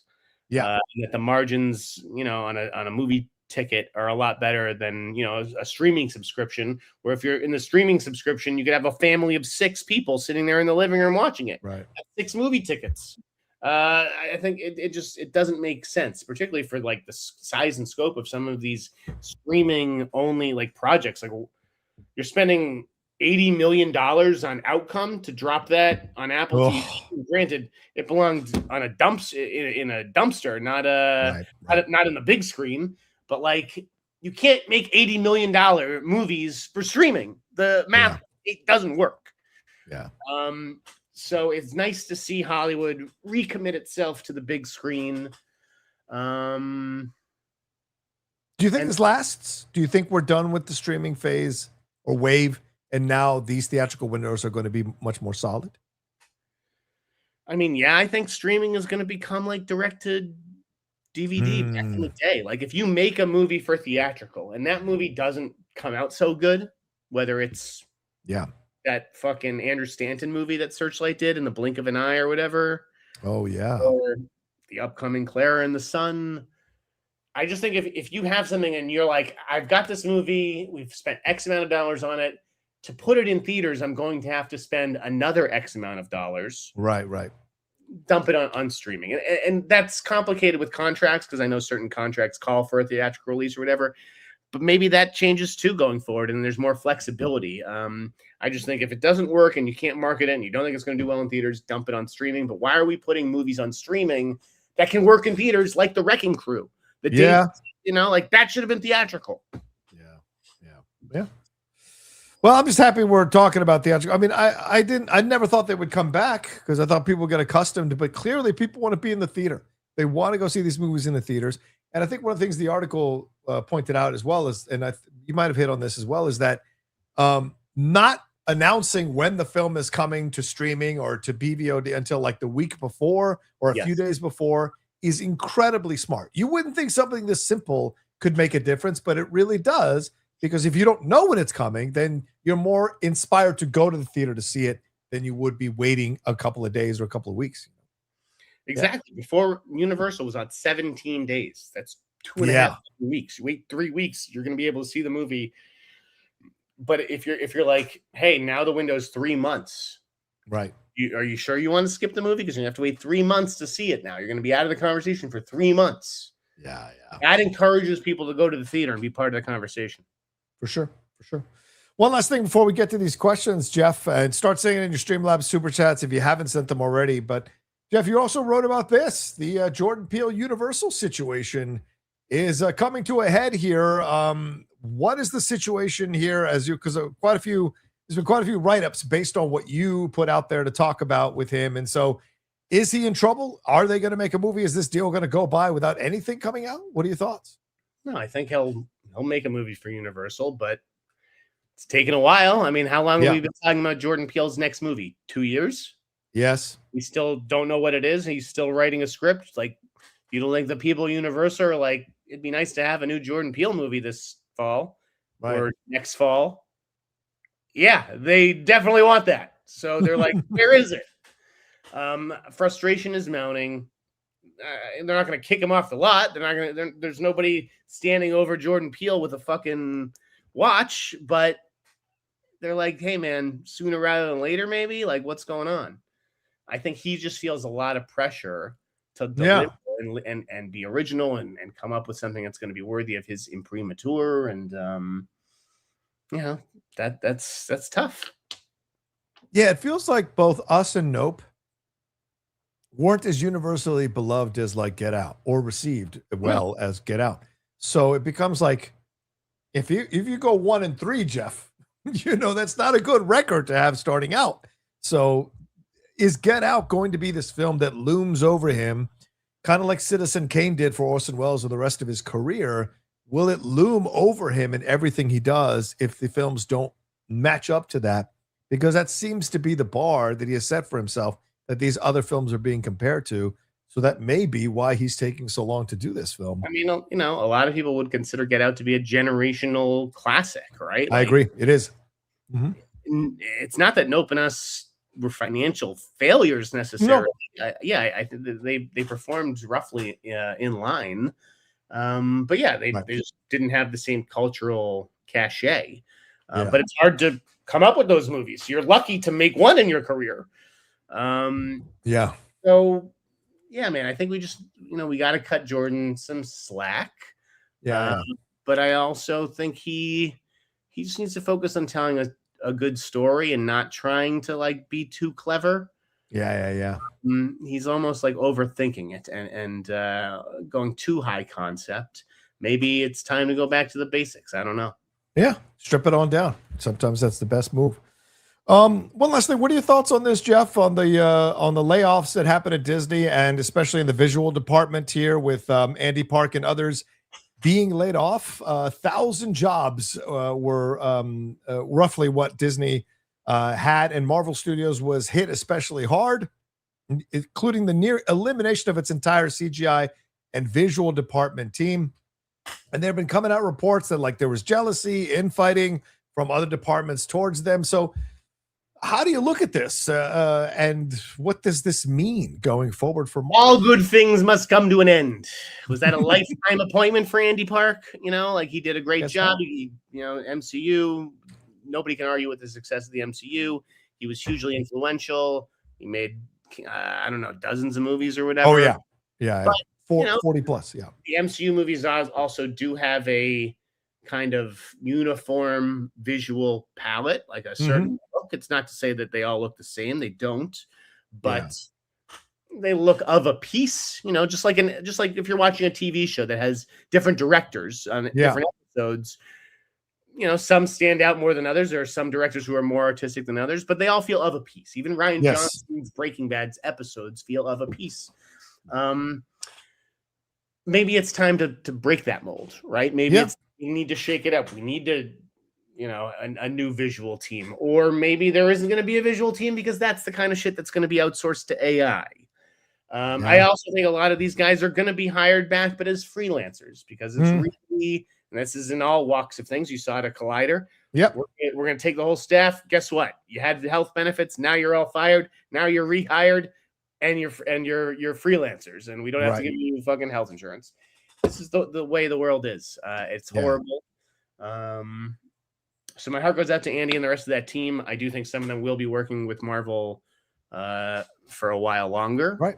And I don't know what the future holds, or whether those jobs will become AI, or if somebody else come in to put their visual stamp on it. But hats off to them for the work that they did. Yeah, agreed. And I think what you said initially might be really one of the biggest reasons. Obviously, financial considerations and what have you with the cuts they're making, but that the big criticism with Marvel is that all films, they all look the same. They feel like factory made. And so how do you break out of that? You bring in different visual people, you bring in different approaches. You have these films look distinctly like themselves and singularly. And I think maybe that's the approach here. And yes, of course, our heart goes out to people who are losing their jobs if they don't get rehired again, but this is the game. And you're always at the whim of whatever a company wants to do or a studio wants to do to change the look or the feel of something. So so we'll see what happens down the road. All right, well, let's get into some questions here, Jeff. We got 530 people joining us right now. 13 super chats. I don't know why it's so light this week, but I'm very surprised by this. Send in your love. Everybody spent all their money signing up for Sean Fennessy's new Substack. Can somebody explain this to me? Is he not the editorial director of The Ringer? Why wouldn't the things that you write be put on The Ringer? Bro. But I guess it's a lot better for you if you're just like, I'm just going to create a Substack and put all my writing there and charge people for it. I do that because I don't have a platform. I don't have a Ringer to put my work on. So I have to charge people for it. I mean, happy for Sean, but I'm not signing up for that one. No, I thought that was a ridiculous, and I just was like, this is, again, the ego wants what the ego wants, and I thought it was ridiculous. Maybe I would have signed up if Sean and Bellany or any of these people like had any idea what they were talking about, but like, you're at CinemaCon, you're telling me that Universal had the best presentation. Why? Because Chris Nolan and Steven Spielberg were there? Yeah. Universal had the worst presentation. You can read about it in my newsletter today. The movies just... The movies are not as good as the movies at Warner Brothers or the movies at Amazon. If you think that they are, you shouldn't be talking about movies. I don't know what to tell you. I agree. It's the most insane thing. Amazon MGM had the best presentation of the weekend. I would argue that and fight for that. But the Universal? No, absolutely nonsense. Absolutely. And again, Universal only studio to invite me to their only presenting studio to invite me to their little private shindig. And I'm grateful for that. Right. And this should show you invites don't matter. The coverage is the fucking coverage. Okay. Whether it's James Gunn in DC or Universal, I say what I want. I think I should be rewarded for my honesty. I'm trying to help. I'm trying to tell Universal, no, don't sink a zillion dollars into marketing one night only. Or if you do, market it this way. Because what I'm seeing looks like garbage. Yeah. I'm just trying to help, not being a hater. All right, Jonah Heck says, if you could only watch and rewatch TV output of one of the following people, who would it be? Bill Lawrence or Taylor Sheridan? Oh, Taylor Sheridan. Hands down. Taylor Sheridan. Hey, I love Bill, don't get me wrong, but it's, it's safe, fun stuff. It's have not you really. watched Rooster yet? Which one? Rooster? No, I have not watched it yet. Yeah, I watched like an episode and I couldn't get into it. People said it keeps getting better each week, but I think I'm out on Steve Carell, bro. I think I'm just done with Steve Carell. I'm just not that interested anymore. WV Grant says, I got divorced in 2012. Rank these sad movies: The Impossible, The Vow, Les Miserables, The Perks of Being a Wallflower, and Celeste and Jesse. Celeste and Jesse? Shit, I don't even remember that movie, Jeff. Celeste and Jesse. I went to the premiere of Celeste and Jesse at Sundance. What? All right, I will rank these movies. Are you ready? Yes, go ahead. Yes. The Impossible. Okay. Perks of Being a Wallflower. Les Mis. Celeste and Jesse, and The Vow. Is The Vow the McAdams one where she I don't loses? know if I've seen The Vow, so that's probably why it's in fifth. But yeah, I think that's it. Yeah, I would say The Impossible first, and Perks, then Les Mis, then The Vow, then Celeste and Jesse. But Celeste and Jesse, I didn't see. That's why it's the last one. Yeah, I get it. Yeah. Casey Grant, but Jeff, Superman literally slept with Lois Lane so she would report positively about him, unlike how the newspapers were doing with Batman and God. Batman's gonna fuck the reporter. This is an excellent point. Did Lois Lane violate her journalistic ethics by sleeping with Superman and writing about him? That's a fair point. She's a great reporter. This is what you have to do sometimes to get the scoop. Okay, you guys don't know the people I've slept with. You want to know the things I've done in this town for you fuckers. John Ashford says, my advice 85, is it financially smart to make it a period piece? I think that's a great question, Jeff. I lived through the 80s. They were cool, but they could also be super cheesy, the 80s. So I wonder, man, are we gonna see the colors? Are we gonna see like, I'd like to see a study. I mean, but that's like part of Miami Vice. It's like, how can you do Miami Vice without the pastels and shit? And it's like, are the pastels going to fly in 2026 or 2027? It didn't fly in 2006 when Michael Mann did it. Let's just do it. Let's just do it, period. And then it'll fly. Since that's like, it's just part of the DNA of Miami Vice. I think it's a good question, John. And I think it'd be interesting to see a study how period movies perform compared to modern movies. But when you look at Nosferatu, did really well. Frankenstein seemed very, very popular. I don't think that people are shying away from period. So Hot Tub Time Machine was a great 1980s period piece. That was a lot of fun, that film. So it can do it. It's just how you do it. I mean, that's a good film, isn't it? I thought that was fun. I don't think I've ever seen Hot Tub Time Machine a second time. What? I suppose I enjoyed the first time, but I that's not like where my mind would go in a discussion of period films. Well, I mean, 1980s period films is what I was saying. So 1980s ones. There aren't that many. Alan, you don't know how true that is, my friend. What films set in the 1980s? Do we have a lot of them? Are there a lot of films set in the 1980s? Oh, Jesus, there seems to be a lot. Argo is set in the 1980s. I didn't see a lot of bright colors in that one. Listen, you're talking to a guy who worships Manhunter. So if I could get every cop movie like Manhunter with that score and that look, like, sign me up. Yeah, I agree with you 100%. Love Manhunter. Figs 1210. Hey guys, Jeff, would love to hear more about what you referenced in the newsletter. Who else passed on the Daniels movie and who is being targeted now? Ooh. Did you catch that, Figs? I don't know who's being targeted now. In fact, it's driving me fucking crazy because I know that I know that they have their guy, and I've asked everybody, and nobody can get me an answer. And I know that the trades are holding the story too. So we're gonna find out who it is soon.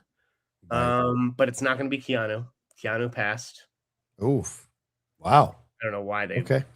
I guess Keanu, he's open to doing some weird shit, but and I don't know why he passed, because if I was him, I would have absolutely said yes to the Daniels, but he passed, and I'm told Brad Pitt passed. Wow. After Gosling. So they have their guy. I just don't know who it is. I heard a rumor about one actor, but it got denied. So I'm not even going to name who that was, but he would have been good. Okay. Wiley says, sending support. Why has my professor not graded my assignment yet? We turned it in on Sunday and he only grades on Wednesdays. It's a master's program. I don't know, brother. I don't know. It's a good question, though. This feels like a riddle. It feels like a joke I'm not getting. But yeah, I don't know, Wiley. I think Wiley's high. I think Wiley might be high. You know what, Wiley? I think your professor is sick. Okay, I had 2 doctors call out this week sick. Oh, is anybody else sick? Am I the only one? Yeah, I didn't get sick. A lot of come on, guys. Someone out there has to be sick watching this at home. Tell me, make me feel better. I stayed away from people at CinemaCon. That's why, because I knew I would have gotten sick. Matt Sister McCall, 2003. My parents got a divorce. I got 2 Christmases. Rank these 5 2003. You know, this is your fault. You said you liked this game. Now everyone wants to. We're printing money on this gimmick. What are you upset about? Monster, Last Samurai, Secondhand Lions, House of Sand and Fog, and Old Boy. Great to include House of Sand and Fog. One of my favorite films that no one fucking talks about. That film was amazing. I loved House of Sand and Fog. Jesus. I would say Old Boy, House of Sand and Fog, Last Samurai, Monster, and Secondhand Lions. What about you? Old Boy, Monster, Last Samurai, House of Sand and Fog, Secondhand Lions.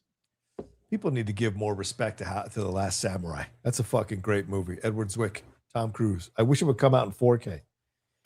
Doom is 26. Any idea when we're getting the Doomsday trailer? Already up. Where? TikTok.com/the Insnider, guys. You didn't see this? I acted it out, and I have the full. So if you are curious, I have the full text of the Avengers Doomsday trailer in my newsletter today, right now. Wow. And then I had the text, and I'm looking at it, I'm like, why don't I just hop on TikTok and read this? Perform it. Love it. If you want to see the Avengers Doomsday trailer, it is up on my TikTok. There you go. Someone animate it. Cartoon Fortnite thoughts? I don't look as good as Chris Hemsworth. I will say that. You should put on the blonde wig. Sorry. Cartoon 49 says thoughts on the Practical Magic 2 trailer and the Acme Coyote trailer. We talked about the Acme already. I never saw the first one, so I didn't give 2 shits about watching the trailer. I even put my head down in the presentation, didn't even watch the trailer. Jeff? Yeah, don't care about Practical Magic 2. It did nothing for me. I harbor no fondness for the original. Yeah. I think it'll perform well. There is an audience for this who really do like the first one, but I mean, a big theatrical movie, this feels like something that if you told me you're like, hey, this movie's premiering on Prime Video this week, I wouldn't bat an eyelash. Yeah. So a weird one. It's not going to put up Devil Wears Prada 2 numbers. I know that. Right. Yeah. I don't understand the logic. I agree. Night Fox 1190 says, is The Jacksons an American Dream a better movie than Michael? And based on reviews, does the estate and family give Fuqua more freedom for part 2? No, the estate could give 2 shits about the reviews. They don't care as long as they make money. Even Taz Jackson, who I think is the nephew of Michael, came out and was like, don't listen to professional critics about my family. Just listen to us. We're not biased in any way, and we're totally not making money off this movie. It does well. You know, it's ridiculous. So. Well, listen, it's not even about the movie making money. I really feel like this is all about the music. This is all about the music streams that are about to jump like a zillion %. Oh, yeah. 100%. I just don't think that they're going to mess with that. So they may give Fuqua or whoever more freedom, but I don't think it's going to be like a pedophilia free-for-all. We made a lot of money. It made a lot of money because it didn't have that stuff. Yeah, they're not going to sit there and focus on the allegations for 2 hours because there are multiple, and there's still, I just found out through Rolling Stone's reporting yesterday, there's still a pending case that was brought last year. So this is not done. So it's crazy. If you want to see that stuff, go watch Finding Neverland if you can find it. Which you can't because HBO Max has squashed it. The director came out and said, but I might have to perform that on my TikTok as well. Oh, Lord, please don't perform that, for God's sake. Hashtag Pie says, there are rumors the MCU X-Men reboot will include 3 extra members among the OG 5 lineup. Could these 3 be Polaris, Havoc, and Rogue? Because Polaris and Havoc were part of the team in the 60s, and Rogue could debut as a villain. Well, it seems like Rogue might be a lock to be in this, but I don't know about Polaris and Havoc. Jeff, have you heard anything? I have no idea. I hadn't heard, the 5 OG members. That's your scoop. I saw everybody crediting me for that on the internet this week. I'm like, I never heard that. I don't know. Yeah. I didn't want to correct them, but yes, I saw that as well. Well, it's way goes. You're the guy, man. You're the man now, Doc. So John Ashford 689 says, any word on Reginald Hudlin's The Phantom? Do you think Shadow or a Doc Savage is possible? Is that really what you want to see, John Ashford? These are the kinds of properties that I'm like, I wouldn't touch these with a 10-foot pole. These are 1930s properties. Doc that old. Savage? Like, who is waiting for Doc Savage? My grandfather? Like, what? Wow. The Phantom?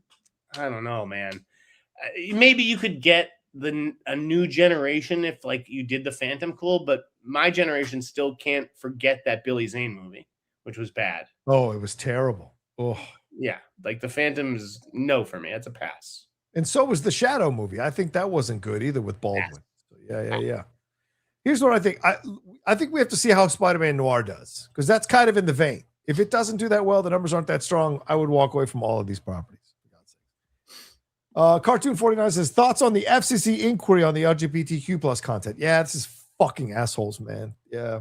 I'll tell you my personal opinion. Jeff doesn't have to say anything if he doesn't want to, but if the SEC is going after programs that are showing positive LGBTQ portrayals, showing stories that involved LGBTQ people, and they're trying to claim that's indoctrination, they can go fuck themselves so fucking hard. It's nonsense. And I can't believe how much people are okay with the majority of people punching down on a community that has been tortured and beaten up by this society for decades, for centuries. It's so fucking frustrating. That's my 2 cents. Jeff? I mean, yeah, I'm not really sure what we're talking about here, but I'm piecing together from the context clues. The government should have no role in policing art. I think it's one thing if you're going to self-police, right? If Disney, it's up to Disney. If Disney's seeing cuts come in of an animated movie and there's, LGBTQ stuff, and they're just like, man, we've been down this road before. It didn't work out well for us. Just cut it. And, I don't have a problem with that, but I don't need the government stepping in, telling Disney, you need to do this because it's indoctrination. That's fucked up. Yeah. April, this is basically what it is. The FCC under Chairman Brian Carr is investigating TV ratings for children's programming that includes LGBTQ plus themes, specifically transgender and non-binary content. It's essentially, they want to change the ratings on these shows to be higher, so that it kind of lets parents know that it has this kind of content. But when you do that, you're essentially saying this kind of content is risque for children. And it's basically ridiculous, because it's like, okay, we can show heterosexual content, but we can't show gay content. And somehow you need to be older to deal with that. I think that's utter nonsense. Kids have questions about this stuff. And it's like, where are they supposed to get the answers if not from the pop culture that they're ingesting? Exactly. I don't think that, non-binary individuals should not be depicted on shows. Like, that's crazy. Paige, 79. Hi, Jeff and John. Is the summer movie season going to be a bust or a boom? I think boom. What do you think, Jeff? We've seen some of these. I think it's going to be a good summer movie season. Not everything's going to work. It never does. But I think there's a lot to like. Especially coming out of CinemaCon. I agree. Cartoon, thoughts on Paramount's WB shareholder approval? We did that earlier. Cartoon is the first topic we talked about, so go back to the opening few minutes. Robert Sand says, show me the scoops. Insert Jerry Maguire gif. Well, we gave you the... I have a good rumor. I'm wondering if I should put in the newsletter or if I should let the cat out of the bag here. Okay. What do you guys think I should do?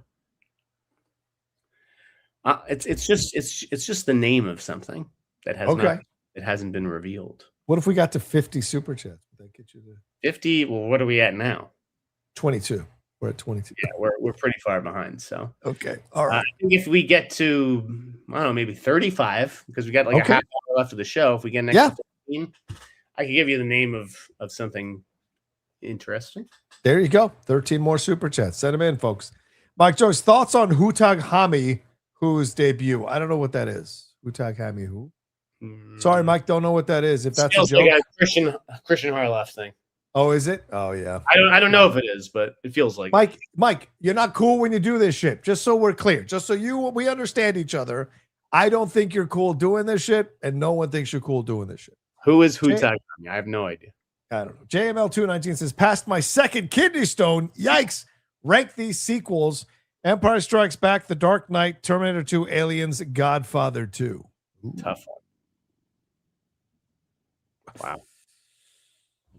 I would say Godfather 2, Dark Knight, Aliens, Empire Strikes Back, and T2. That's wow. That is a wild ranking. Say that again. Godfather 2, The Dark Knight, Empire Strikes Back, Aliens, T2. No, Aliens, Empire Strikes Back, T2. That's what I would say. Well, damn. I got to go T2, number 1. Oh my God. T2, Dark Knight. Okay. Aliens, Godfather 2, Empire Strikes Back. Yeah. I love Empire Strikes Back. It's the greatest Star Wars film this side of Rogue One, but I just don't find myself putting it on all the time. These other ones I've watched multiple times. John Lawless, is there a way to send a paid chat to you beforehand because I cannot be there live? Love the pushback between you both. Die, Eagles, die. Yeah, you can always send the Streamlabs. You can always send a Streamlabs ahead of time, but not a super chat. You can send a Streamlabs ahead of time for sure, though. John, you can also just send me money, and I will make sure shit gets on the show. Don't you worry. There you go. Fargo Knott says, funny question. Which one of you snores louder, John or Jeff? If this turns into a contest, it would be funny as fuck. LOL. Just kidding. I love your streams. I probably snore louder than Jeff, I would imagine. Although I don't know. Jeff has a lot of sinus issues.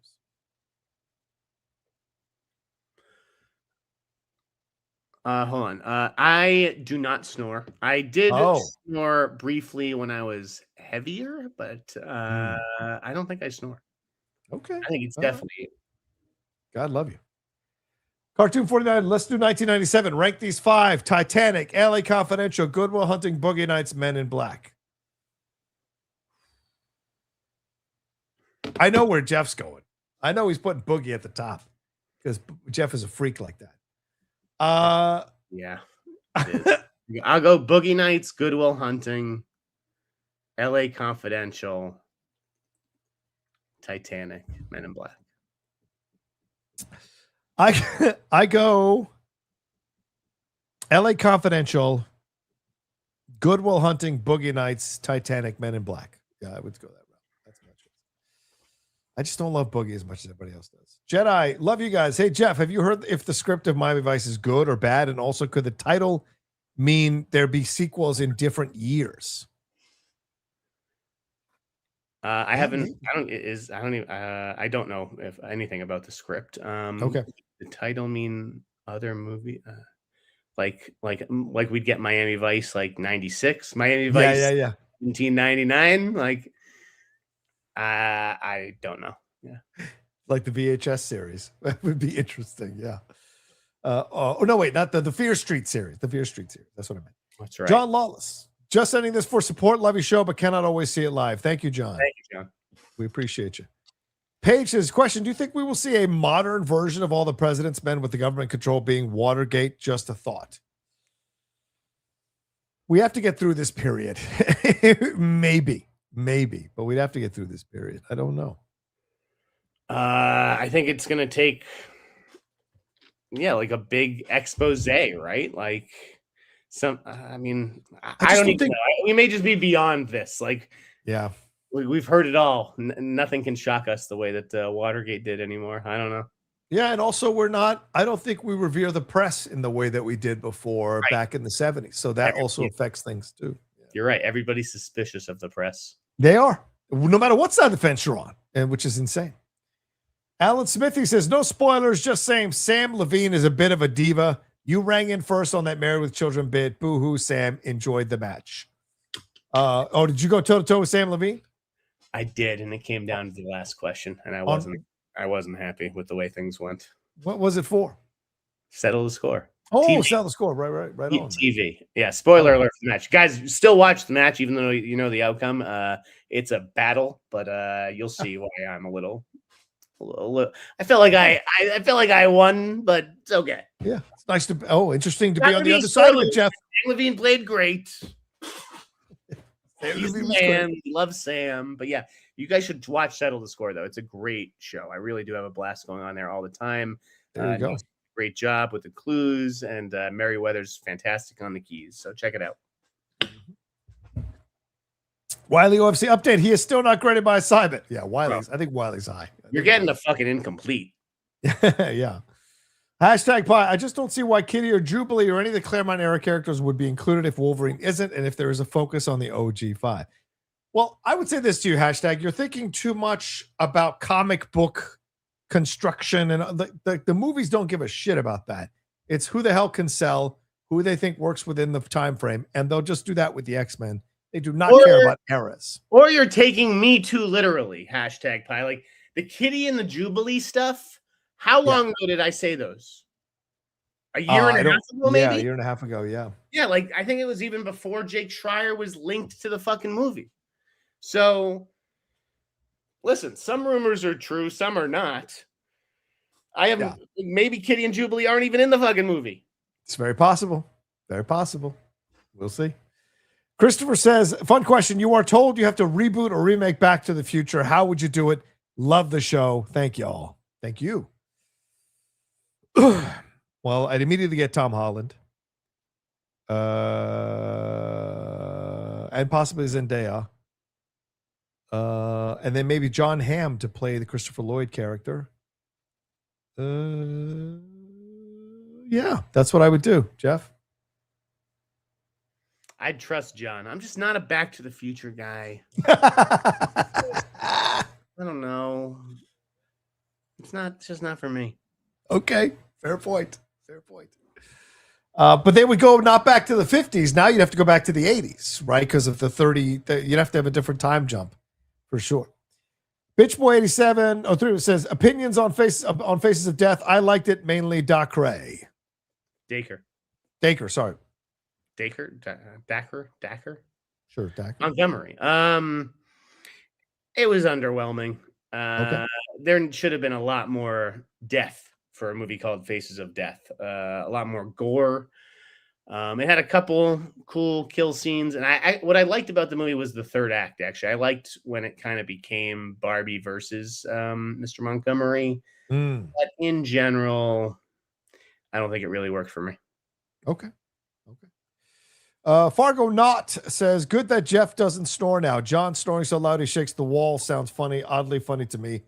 Wonder what type of snoring it is, mouth or nose. I think the Lady Outlaw could tell you. She recorded me once. It's nose. It's definitely nose, not mouth. It's always nose. Just like my mom and my dad, who were snorers as well. John Lawless says, one more paid chat because you both are awesome. Thank you, John. Very kind. Doug says, seeing Butler and Michael B. Jordan together on a poster just screams cool. Coolest duo to grace a poster. Mine is Pitt and coolest duo to grace a poster. Mine is Pitt and Norton in Fight Club. That's good. That's a good one. They're about to re-release it in theaters, Fight Club again. So I might go see that. I think it's probably, I hate to say it, I think it might be Pitt and Leo for Once Upon a Time in Hollywood. That's a good one. I mean, is Leo cooler than Norton? Probably. I would say it's a Butch Cassidy Sundance Kid, man. Nothing's going to beat Paul Newman and Robert Redford in their prime on a poster. Come on. Panties be dropping. Color of Money, Paul Newman, Cruise. Yeah, but that high top fade of Cruises, I think they kill some of the sex appeal. I think Cool. Okay. Yeah. Mike Joyce says, what about American Gangster? Russell Crowe, Denzel? Too old, too long in the tooth? Oh, cool. What? It's not cool. Russell Crowe is totally cool. Oh, my gosh. Wow. Mike Joyce, any interest in Apex? Netflix debut tomorrow. Oh, yeah, the Charlize Theron Egerton one. You into that one? Yeah, I will be watching it tomorrow night with the missus. Nice. That Shadow, it was kind of weird for Paramount to give updates on everything except Teenage Mutant Ninja Turtles live action. Have you heard anything, Jeff? That's not the priority for that franchise right now. It is Mutant Mayhem 2, right? So they're going to do a sequel to the animated movie, and they'll get to the live action stuff eventually. But yeah, it's just You don't want to like throw too much at these theater owners. Like you can't be like, Yeah. we've got this Turtles and this Turtles and this Turtles. Just give them one Turtles and say, yeah, the franchise is going to continue or expanding the franchise. Exactly. Bitch Boy says, if you had only one Fincher, which one would it be? For me, it's Fight Club. Ooh, Jeff, if you could only have one Fincher movie. That's easy. Okay, go ahead. 7. 7's a perfect movie. You're probably right. I mean, I could argue Zodiac, but I think you're right with 7. Fuck. Yeah, I have to agree with Jeff. 7. Yes. I can't really trust Fincher fans who don't think that 7 is his best movie. Like, Fight Club's amazing. Zodiac's amazing. These movies, a lot of movies are amazing, but there's 7 and there's everything else. Yeah, I kind of agree with you. Special Netflix is great, guys, but it's not 7. Yeah. 7. We're talking about 7. To find a genre. It's true. Hashtag pie. You both make good, very, very good points, John and Jeff. I guess we'll have to see what the MCU comes up with for the X-Men. Gotta run now. I'll be back next stream. Oh, thank you, hashtag. You better be hashtag pie. You better be. Yeah, we need you. Fargo not. Wonder if John ever wakes himself up snoring. LOL. I imagine waking up to the sound of you nose snoring or something craziness. Although you got recorded. LOL. Yeah. I mean, I don't think I've ever woke myself. I mean, like as Jeff said, when I was heavier, when I was 260, 265, before I started the weight loss and stuff, I snored like really loud. Like my girlfriend would have to wake me up a few times to kind of roll me over and stuff. But now I woke myself up with a fart. Just like Robin Williams' wife in Good Will Hunting, right? Yes. Great scene. Great scene. Have you guys ever had like a sleep apnea thing? Because I've had that where like I'll shoot up in the middle of the night screaming. Like it feels like I sucked like a lit cigarette down my throat. Wow. No, Yeah, I've never had that. Me a few times. It's freaked me out. That's scary. That's scary. Jimmy says, what's up, guys? Do you think people will have unfortunate renewed hate for Anne Hathaway after this summer for being overused? Devil Wears Prada in May, The Odyssey in July, and the Dino movie in August. And House of the Verity, Books. she also has Verity in October. Verity. And isn't Mother Mary out right now? So, It's the year of Anne Hathaway and Robert Pattinson. I think that they both have like 5 movies this year. I never understood the Anne Hathaway dislike. I think there was this idea that she's a goody two shoes, or she kind of got like the Chalamet pushback, where it's like she wants an Oscar so badly, you know. And people weren't okay with that. I never had a problem with Anne Hathaway. I've always been on Anne Hathaway Island. She's gorgeous. She's talented, and I cannot wait to see her in all these movies. But I did not go see Mother Mary. Yeah, it's more of a Lowry thing. Yeah, she irritates me because she's got that theater kid energy, the look at me energy. I get it, but I can't deny she's talented. She was fantastic in that WeWork series with Jared Leto. She was great. So she's very talented. So it just may not be my cup of tea. I do find a bit of fakeness to her that I just don't appreciate, but I'm not going to stop her from working or say she shouldn't be making her money. Did you ever see the movie with her and Chastain as Mother's Instinct? No. What was that about? Okay. One of their kids dies, and then the other mother holds, the other one responsible. And then it's like, is she trying to get the other kid killed? Oh, wow. Okay. That sounds interesting. Check that out. Daniel Breen-Hiller from Vancouver watching on replay, about to grab an iced coffee and sit in the sun. Have a good weekend, brothers. Keep up the great work. That's nice. There you go. Thank you. Enjoy your iced coffee. Paige says, what's in the box? That ending shook all of us. Yeah, with 7. Oh, yeah, 100%. I still think that's Paltrow's greatest work, is her in that movie. I'm telling you. She's fantastic in the movie. Like the scene with her and Morgan Freeman in the diner. Yes. Oh. But that's the thing. People think what's in the box is the ending. It's not the ending. No. The ending is David fulfilling the masterpiece. Yes. Is him committing wrath. That is the ending. And that is an incredible ending. Because when have you seen a character wrestle with that kind of decision and make the kind of decision I think we all would make? Yeah, probably. Yeah. Even though it's, detrimental to his career. That's why I'm glad there never was a sequel. because that film is singularly what it's would have been a killed. disaster, John. Yeah, I do not 100%. want to see David Mills dealing with another serial killer or no. I think you're absolutely right. Leave it be. Yeah, there's just some films that you never touch again. Seven is one of them. It's just such a perfect film. He has to shoot the guy. Yes, killed his wife and his kid, which he didn't know he even had. Right. Has to do it, even though that means he wins. Yeah, right.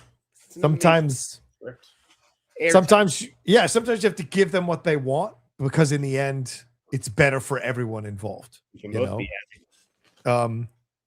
Yeah, because that moment. I think to me, this is the greatest Gwyneth Paltrow moment. The second Morgan says to her, "But if you do decide that have that child, you spoil that child," and her impulsive cry is one of the greatest cries ever in the history of film. Man. Phenomenal. I'm impressed you remember that, John. Dude, that film changed my life. That's the film that got me into film criticism. Was Seven. Like, amazing. I was like, I need to understand this film. You know. Yeah. Shadow 7, a game recommendation for John. Mouse PI for Hire noir detective game, black and white jazz setting. Oh, all right. I'll look it up. I'll check it out. Thank you, dude. PI for Hire. Okay. John Ashford says, are you ever had sleep paralysis? It's horrifying. Yes. Jeff, you ever had this? No. I don't think that I had, by the way, with the cigarette thing down my throat. I don't think that's sleep paralysis. No. Sleep paralysis is when you are half awake and half asleep and you can't move your body to stop what is happening to you in your dream. I have had this happen numerous times. Now, I'll tell you, a lot of my life changed ever since I got with the Lady Outlaw because she just calms me. So I haven't had any of that stuff. But like before, used to have it all the time, sleep paralysis. Haunted by sleep paralysis demons. What was that documentary about sleep paralysis? It was from the guy who did Room 237. Oh, was it really? Oh, I need to watch that. I forget what it was called. It was horrible. It was a horrible movie. Okay. John Lawless, Jeffrey John, was there a film that you thought that sucked but watched later and said you were wrong? Yes. Which one? Yeah. What did you say? It says you thought what sucked what no, I didn't say it. You gave an answer. I thought you gave an answer. No. I'm sure that there are movies that I thought weren't good that I gave a second chance to. I think the first one that comes to mind, I didn't think it sucked, but I didn't get it at 12 years old, was The Cable Guy. Oh.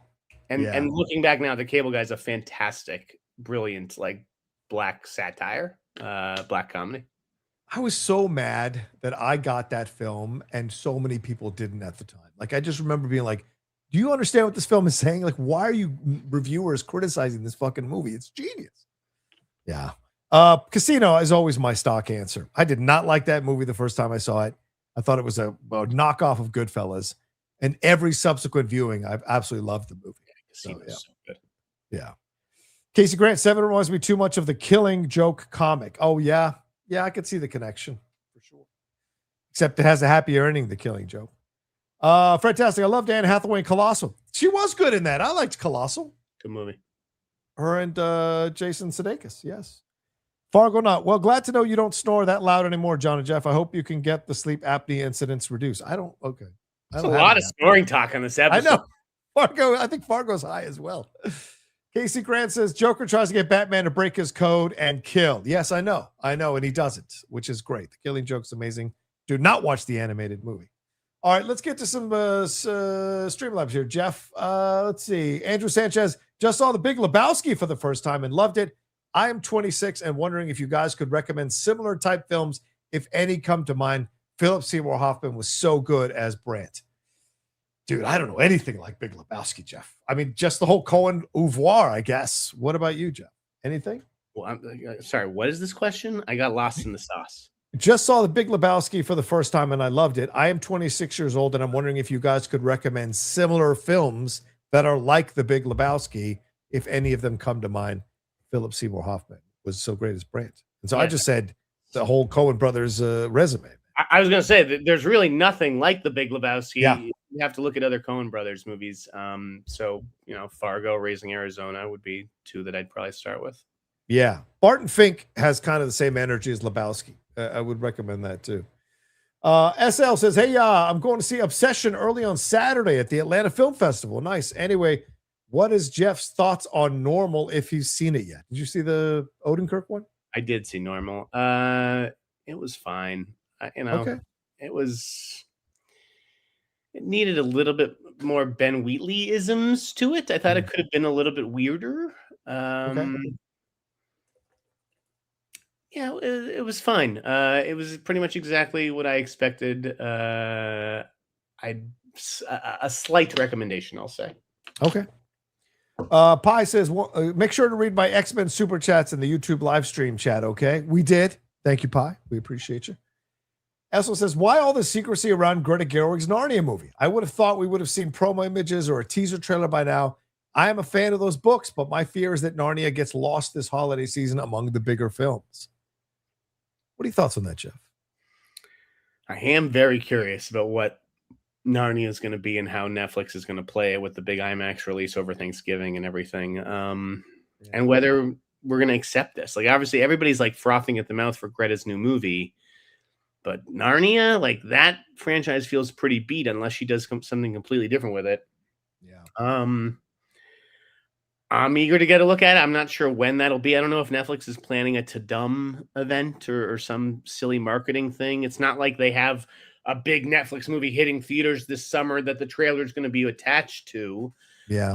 I mean, maybe it just is attached to the Odyssey. Maybe Netflix worked out a deal for that. Oh, yeah, maybe. Do you think if Ted is telling the truth about his commitment to theatrical releases, do you think we see Netflix at CinemaCon in the future or no? Again, CinemaCon's not big enough for everybody. It's right now it's 4 days, so you'd have to make it 5 days. True. Right? True. I don't really know. I think Netflix does its own thing, which is kind of why Disney doesn't I mean, Disney shows up because it's Disney and they are usually the market share leader in theaters, but like Disney has D23 and Star Wars Celebration. They have a lot of their own things to service. Yeah. I think Netflix will continue to do its own thing. I was more curious about like A24 and when it is A24 go up to CinemaCon. True. But again, there's plenty there already. Like I don't know how many more participants we need, especially with Lions sat out this year. And we had some studios debut this year as well for the first time, like Studio Canal and that's true. Angel. Yeah. Fantastic. Showing my love for the hot mic. Thank you, Fred. Baseball is my favorite sport. Rank these baseball movies. The original Bad News Bears, Bull Durham, Major League, The Rookie with Dennis Quaid, The Sandlot. Thanks, guys. I need it one more time. Okay, The Bad News Bears, the original 1970s one with Walter Matthau, Bull Durham, Major League, The Rookie, and The Sandlot. It's The Rookie with Dennis Quaid, that pitching. I'm going to go Major League. Agreed.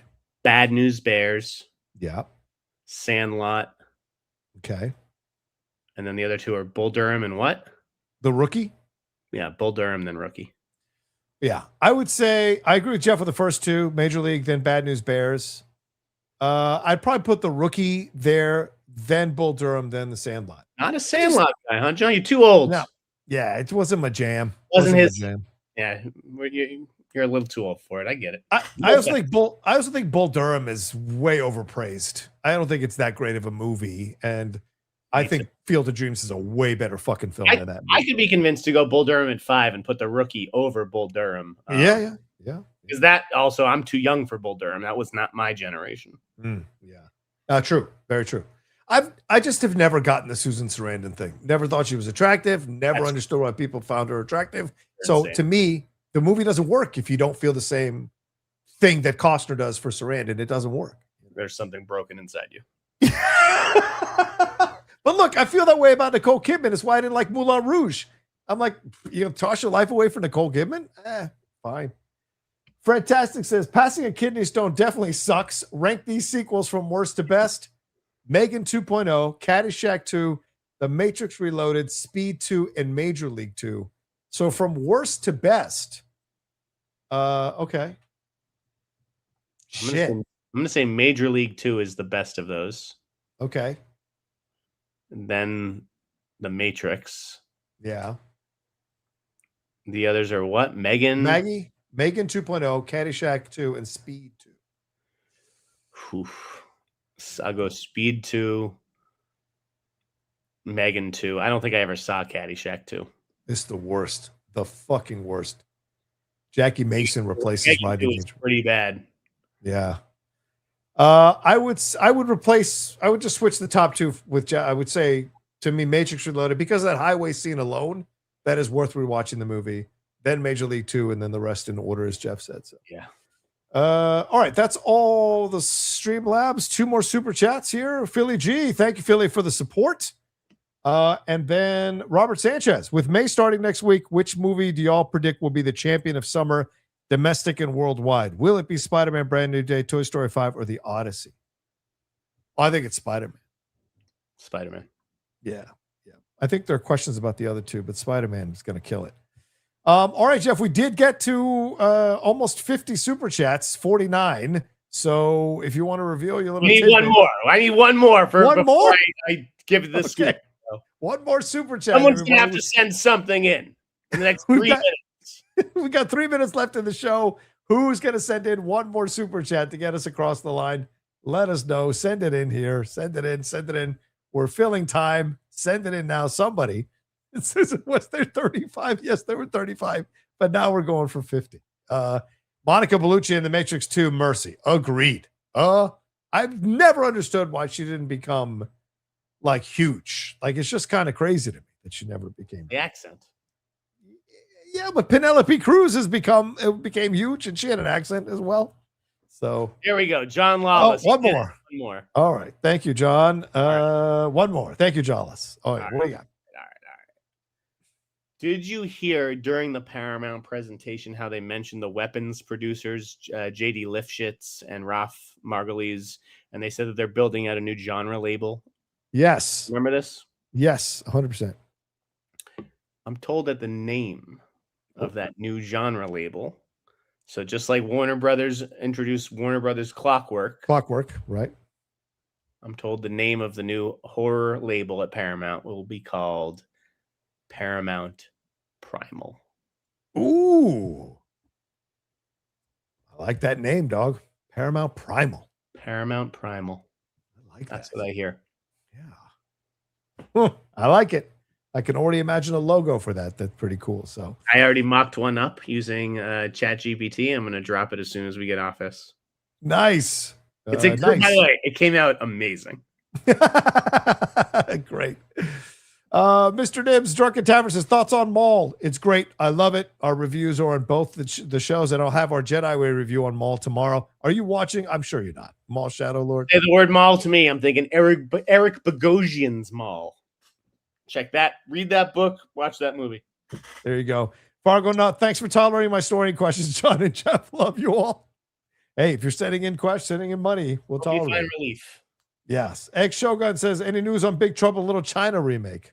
Little news. Movies in big trouble. I I don't think there's been news on that since I broke the news like a decade ago that Dwayne Johnson is attached to it. I don't think anything's happened on that. Yeah, he could use it. John Ashford, hi. Thank you, John. John also says, John Lawless says, you both are awesome. Thank you, John. Philly G sending more support. Thank you. And then Bitch Boy saying, any thoughts on Dazed and Confused? I love it. Also, on the level for me with 7. Like, that's a perfect movie. I wouldn't. Wow. I think it's amazing. Dazed and Confused. Okay. All right. There you go. All right. I think that's everything. Thank you all so much for hanging out with us today. We appreciate you madly. Ending right at 6:00. We got to roll on out of here. Jeff, let people know where they can subscribe to your newsletter and follow everything you got going on. TheInsnyder.com. Subscribe. I've got Amazon, which had the best CinemaCon presentation. There's going to be a Amazon report card tonight. There's going to be a master list of all 69 trailers that we saw at CinemaCon ranked. There's going to be a spy test screening report of How to Rob a Bank. Oh. So yeah, and then tomorrow, hopefully, I'll get that Michael Jackson Hulk Hogan thing out. So The Insider on Twitter, insider.com for the newsletter. Thank you, guys. There you go. Respect. As for me, you can follow me at The Rocha Says on all social media. Subscribe down below. Hit that bell button. And hey, if sometimes watching later, after we've done it live, you want to send in some support, you can always hit that thanks button and send us some love as well. All right, let us know what you thought about everything, and we'll talk to you next time on a brand new episode here of The Hot Mic. Peace. Until then.